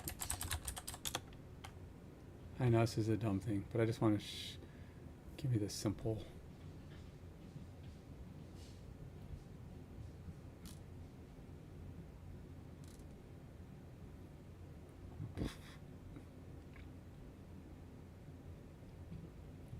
You can use the null coalescing operation to provide a default value if the configuration value is null. Throw an exception if null. I think I'm going to have to throw an exception because that really should not ever be null. I mean, simply put, that's kind of an important piece.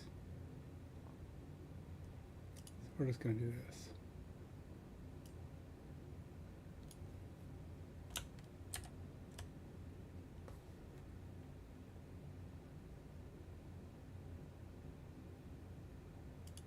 That works.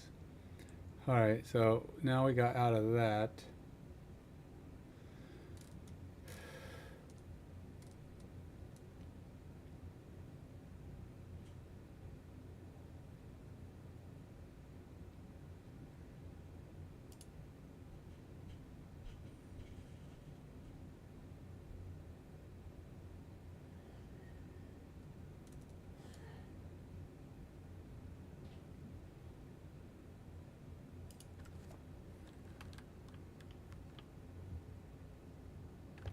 Wait.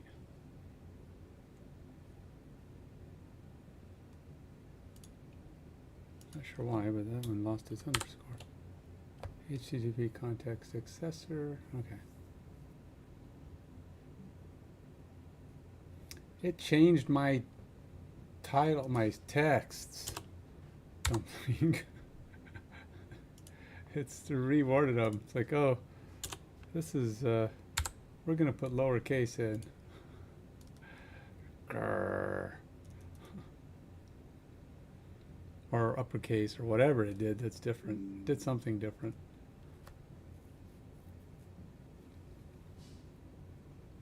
Okay, so now we have, well, let's see, get authentic. Let's see what else is different. If string is null or empty token, authentication state claims principal, claims identity, token is invalid, claim identity, string, user email, blah, blah, blah, get auth token, auth value, yeah, we're good, list claim. User mail, right. Okay, summary of changes, constructor fixed. Notify authentication state change, update the override, a method and correctly notify state changes. Notify authentication state changed.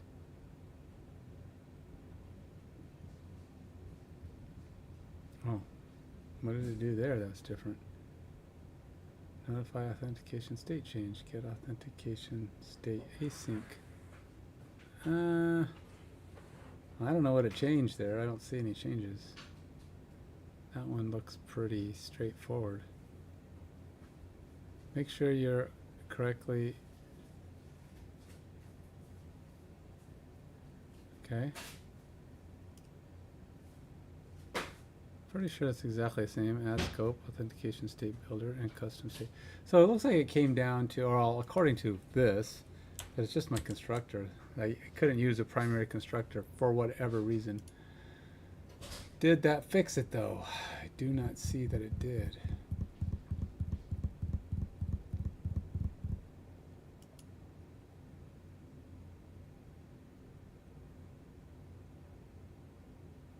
Where is my Druid security token handler?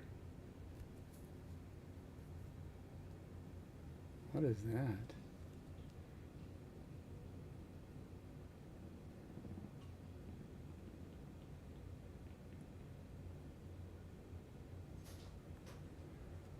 Druid security token handler?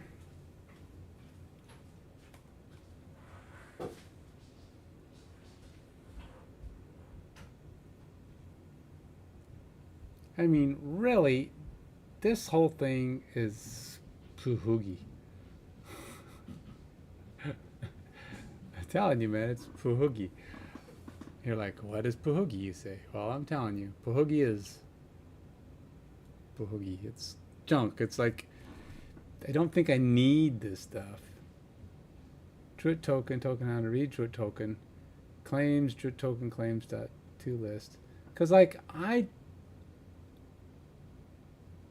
what is Druid here? Claims. 9 overloads. A new instance of claim identity class with an empty claims collection. Represent text as a sequence.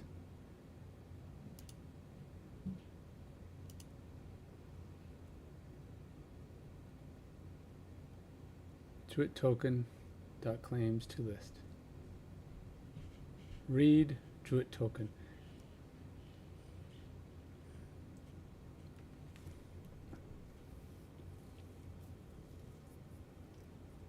Because see, what this is doing is it's going to decode. It's going to decode this for me, right? It's kind of what I think it's trying to accomplish. I think. But I have a decode method.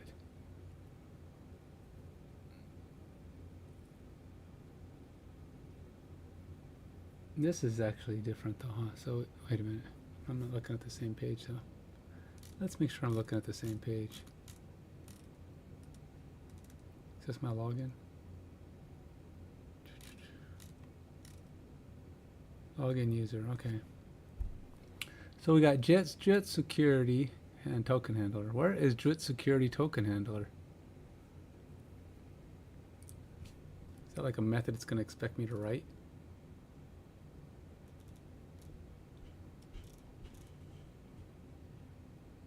After receiving the Druid token, the code extracts the claims using Druid security token handler. Huh.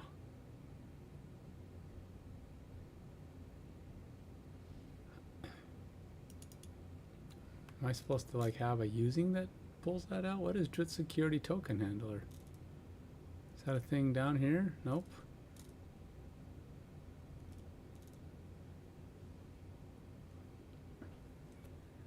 Okay.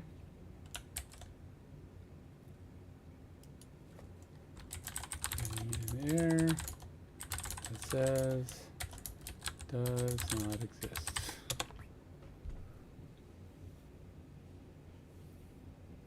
Install the package, of course. I may just have to add the using. I probably have that. Because I'm telling you, at this point, I've got so much crap in my application that I would not be surprised if I already have this.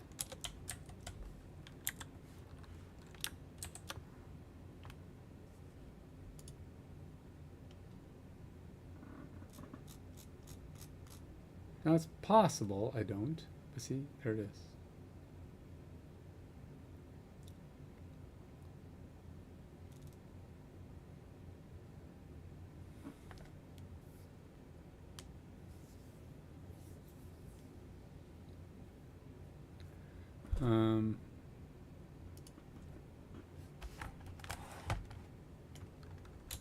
I have a method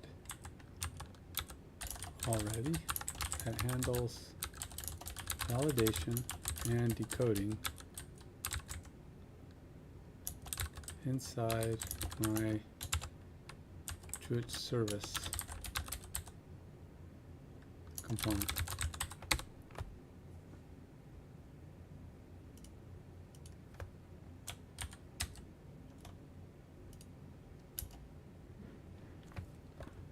So my login should not have to deal with this.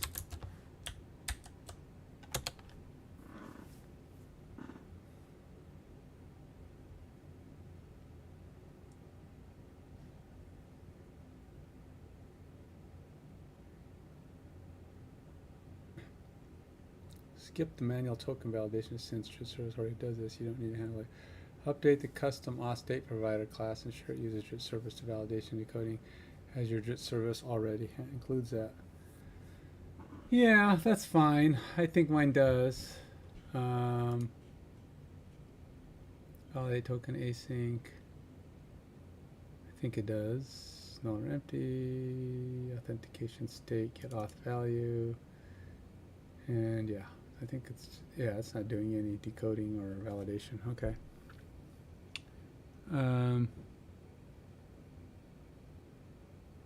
Response to null. Cookies. All right, go back to login and see where we're at with that. Bearer token name is null. And now we've got just these 3 lines.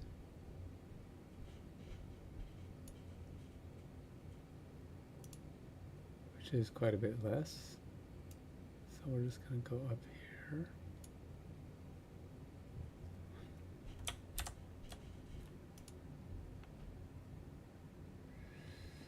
Okay, so something is still amiss. Because even though I simplified that by telling it what I was doing, I still can't. I'm still getting custom auth state provider not found.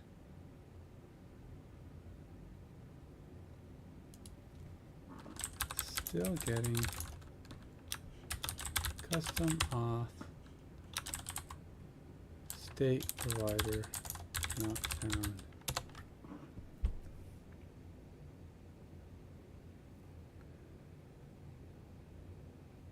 You know, I can check the namespace again, but I don't see. I mean, how else would I call it?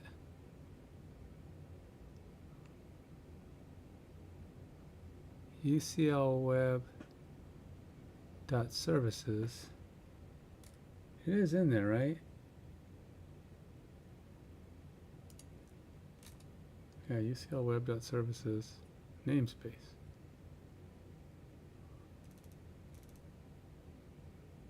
Ensure you're using the correct namespace for login user method and wherever you reference custom state provider.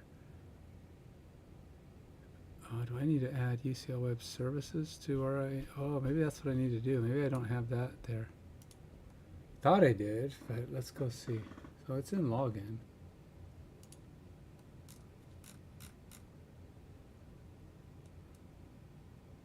Yeah, that's probably what's missing.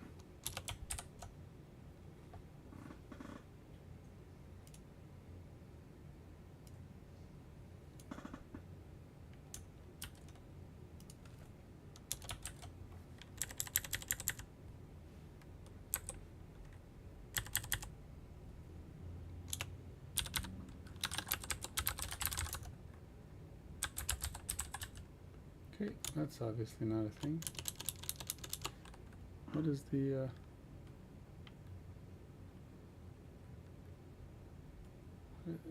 wait. Not this? Is it I don't even know.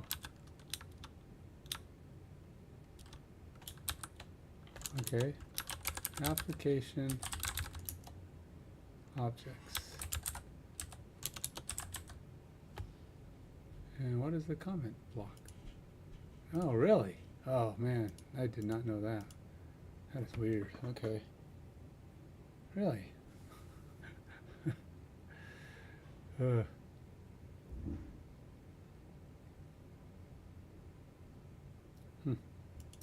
Okay, so now are we fixed? Hey, we're fixed. Sort of. What is this next problem? Cannot await void. Cannot await void?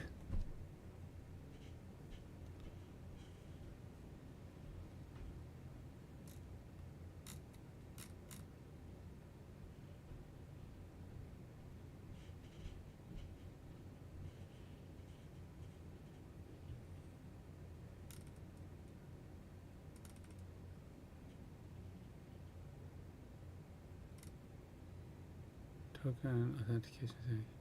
Await. Custom provider notification state change. Notify authentication state change.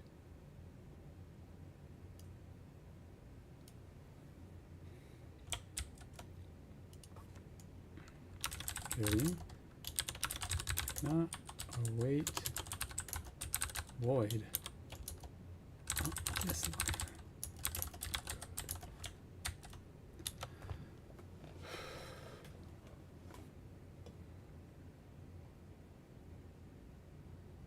Blah blah blah blah.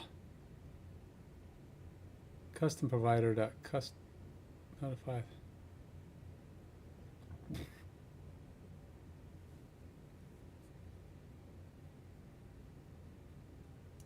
So I can just take that off then.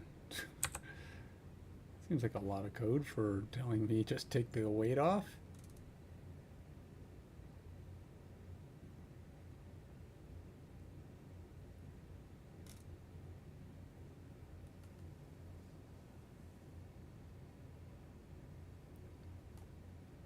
Notify authentication state changed. I didn't even know they had an await on there. They don't have an await on there. Don't know what you're talking about. Remove the await. Oh, no, remove async. I still don't have an async. There's no async there. I don't know what you're talking about. It's like, oh yeah, you must have this on there. It's like, nope. Yeah, you had to, because there's no way I made a mistake. It's like, I think you made a mistake. No, not me. I'm an AI. AIs don't make mistakes. Think you made a mistake. Okay, let's try this thing. I think it's still got errors, but we're gonna know in about 2 seconds here. 1, 2, 2.5, 3. Something's happening. All right, well, we've at least got compile. Not to be mistaken with compost, but sometimes I wonder. I'm kind of, I don't wonder. I have a little bit of compost here. Just throw it out with the yard waste, man. Which, by the way, I have to go do.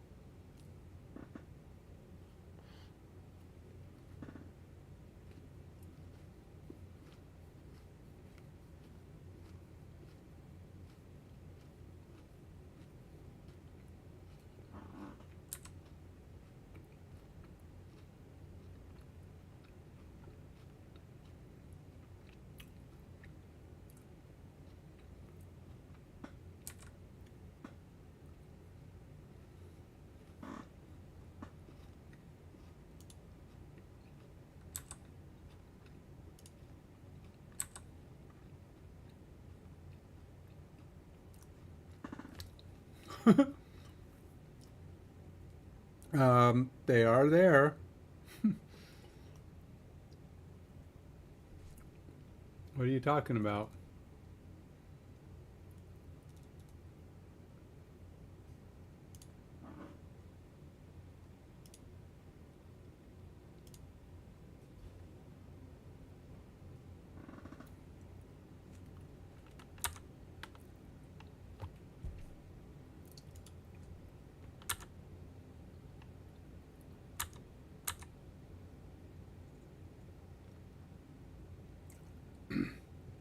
String is null or empty token. Okay. It is. Should be null. Should be empty. I don't have a token yet.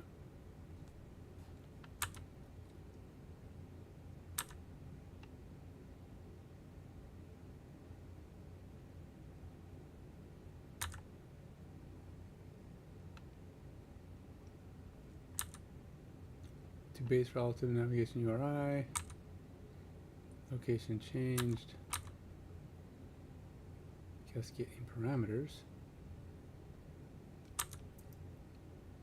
Protected override void on parameter set. I don't know what that is. Or reload. Loading body else. Input model.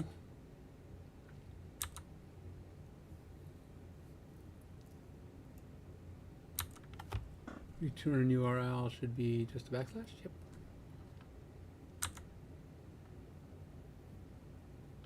Cascading parameters default. Parameter set. Don't know what that is doing yet. Message from cookie.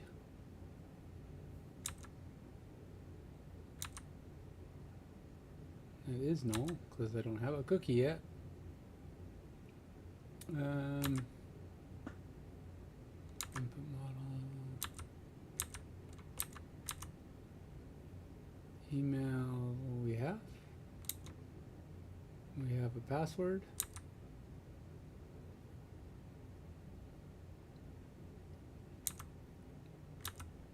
Don't know why it's going back and forth between these things a dozen times.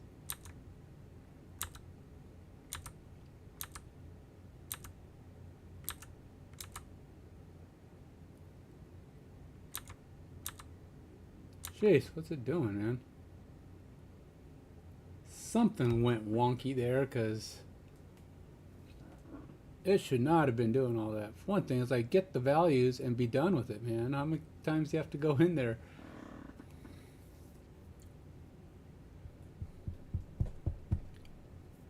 Something weird happened.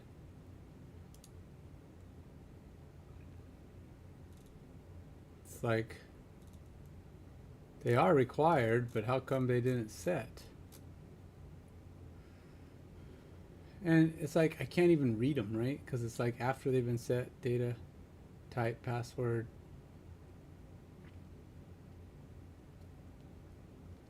They are required, but I should have gotten, I mean, that should not have happened. I don't know why it's doing that.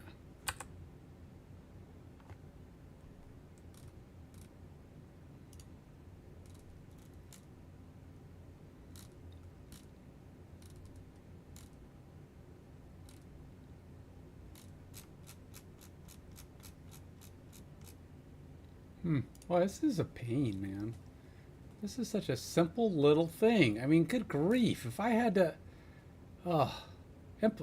once I get this working, it better plug into other stuff much easier than this, because this is stupid complicated.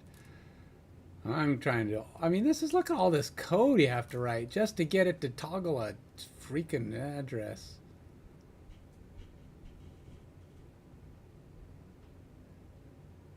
I mean, in theory, if all this is set up correctly, it'll all the authorized views and stuff will just work, because all these will work. But that's the thing, this theory right now, because I cannot get this to fire because it's so much crap. I'm not even sure how this broke, because I didn't even do anything with input model.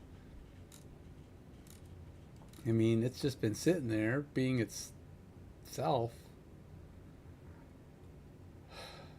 And now, I don't know how it's even setting.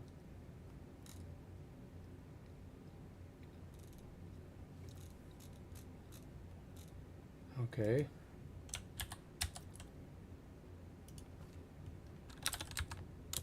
Even when values are provided, my email, password, and remember me fields are getting errors now.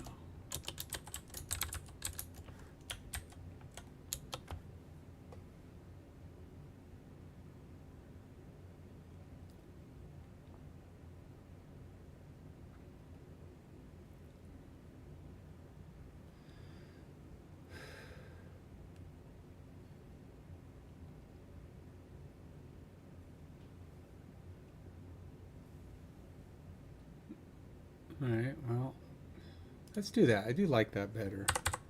String.empty. Just because it's a better practice, but again, this was built-in code. So I did not write this. It wasn't my idea.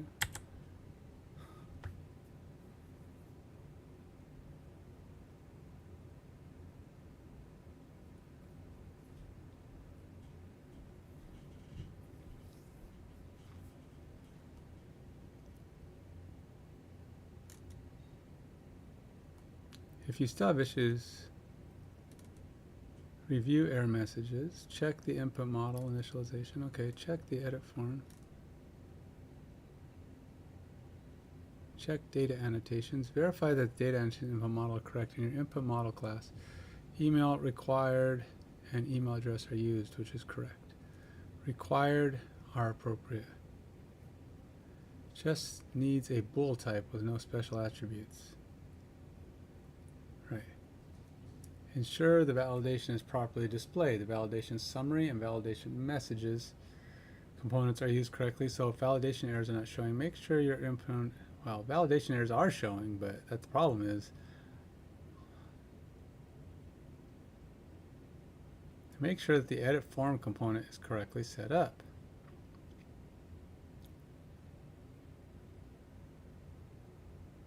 Make sure your input is properly initialized. Yes, all of that exists. Is it input model, private input model, input get set new, yeah?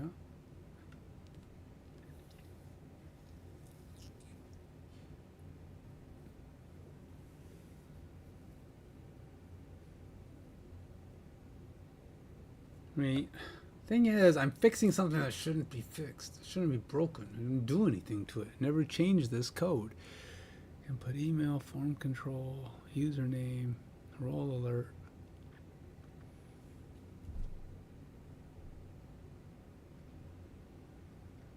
This is dumb. Okay, so let's go look at my code again. I don't know why it's doing this, but I'm going to actually try to type it in. Because sometimes, I know, the thing is, it wasn't a problem in the past. So, it shouldn't be a problem now, but somehow it's suddenly requiring me.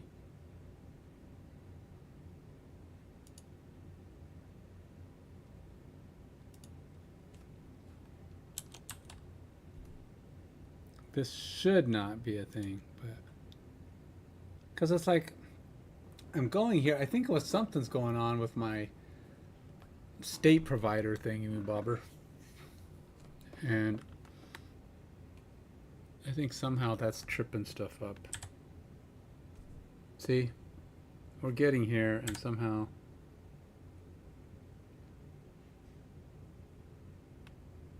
we keep coming back to here. But the interesting thing is, this should not even be happening. Because the only call to this is at the end of the login thing here. Notify authentication state change. So this is like after everything's logged in. So just simple look at my output here.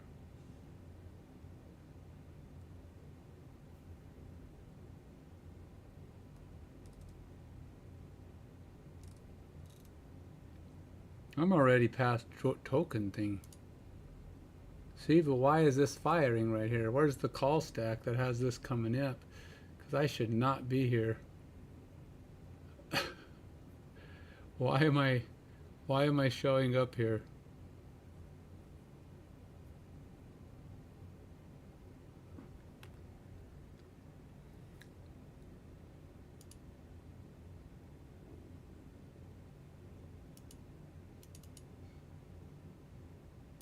How did I end up coming to this place? Because I am not calling get authentication state async.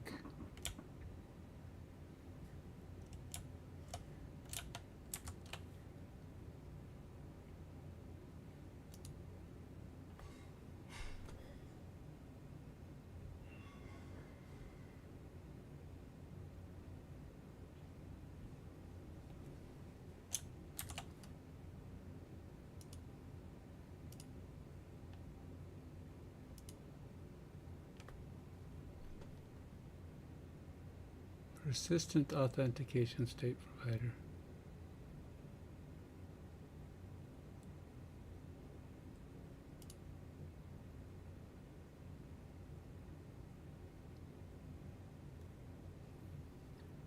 What did I do? I say client-side authentication state provider that determines the user's authentication state by looking for data persisted in the page when it was rendered on the service. This authentication state will be fixed for the lifetime of the WebAssembly. So if the user needs to log in or out, this only provides a username and email for display purposes. It does not actually include any tokens that authenticate to the server.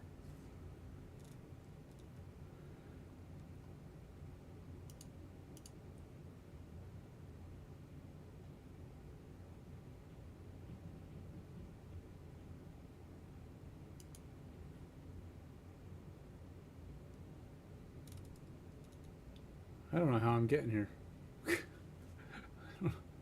What is firing here that's getting me to this point? And why is it screwing up my login? So now I can't log in. It won't let me log in anymore. It just keeps saying field required. Oh god. This is so much of a pain in the rear. Why do things have to be so hard? Why? What is it about this that makes it so complicated? All I want to do is trigger the frickin' authorized view. Alright. I don't know. I don't know what to do, man. I'm stumped. It's driving me nuts. Okay, let's try something else. Authorized view tag Blazor.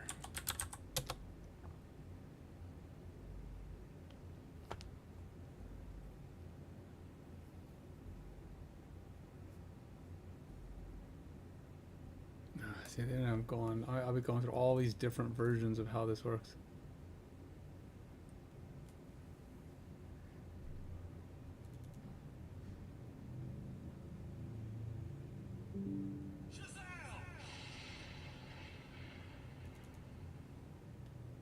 Core Blazor login.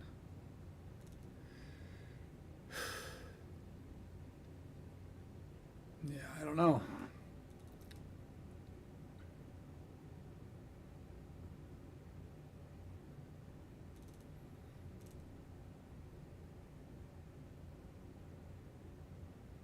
I just really don't know.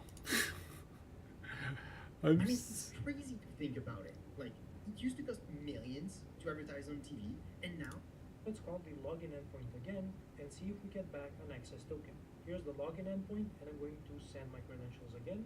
And this Oh, I've already watched this one. that I'm getting back an access token, but And it's just about creating the Auth API, which I am not trying to do. Error token, and you can also use the refresh token to obtain a new access token value. For this, you're going to use the refresh token endpoint and just specify your access token. So if I So, not any help. I am stumped, folks. I am struggling with this. Now it's like it went from I would log in, everything works, and now I'm trying to do this, and it blows up. Why am I even getting to this point without actually having... I mean, why is it breaking my authentication? In fact, this authentication state should not even occur during my login steps. I mean, at best, it should log after I've done the Druid token save thing, maybe. But as you can see, I can't even... It's like if I comment this out, there is no other form of call to this custom state provider, but yet, here I am getting calls to it. I don't even know...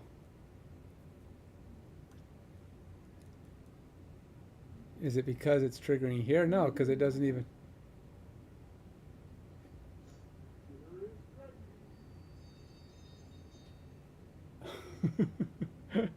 Okay. I don't know what that was, but that was an unusual thing. Unless it's just firing because this is firing, I don't know.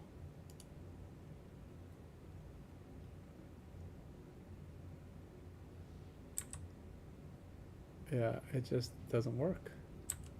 I don't even know why. It's calling it like twice. Why? I haven't changed anything yet. I haven't done anything. Haven't done... My login hasn't fired. Why is it even checking for authentication state? I don't know. I gotta stop. I gotta go do dinner and some other chores.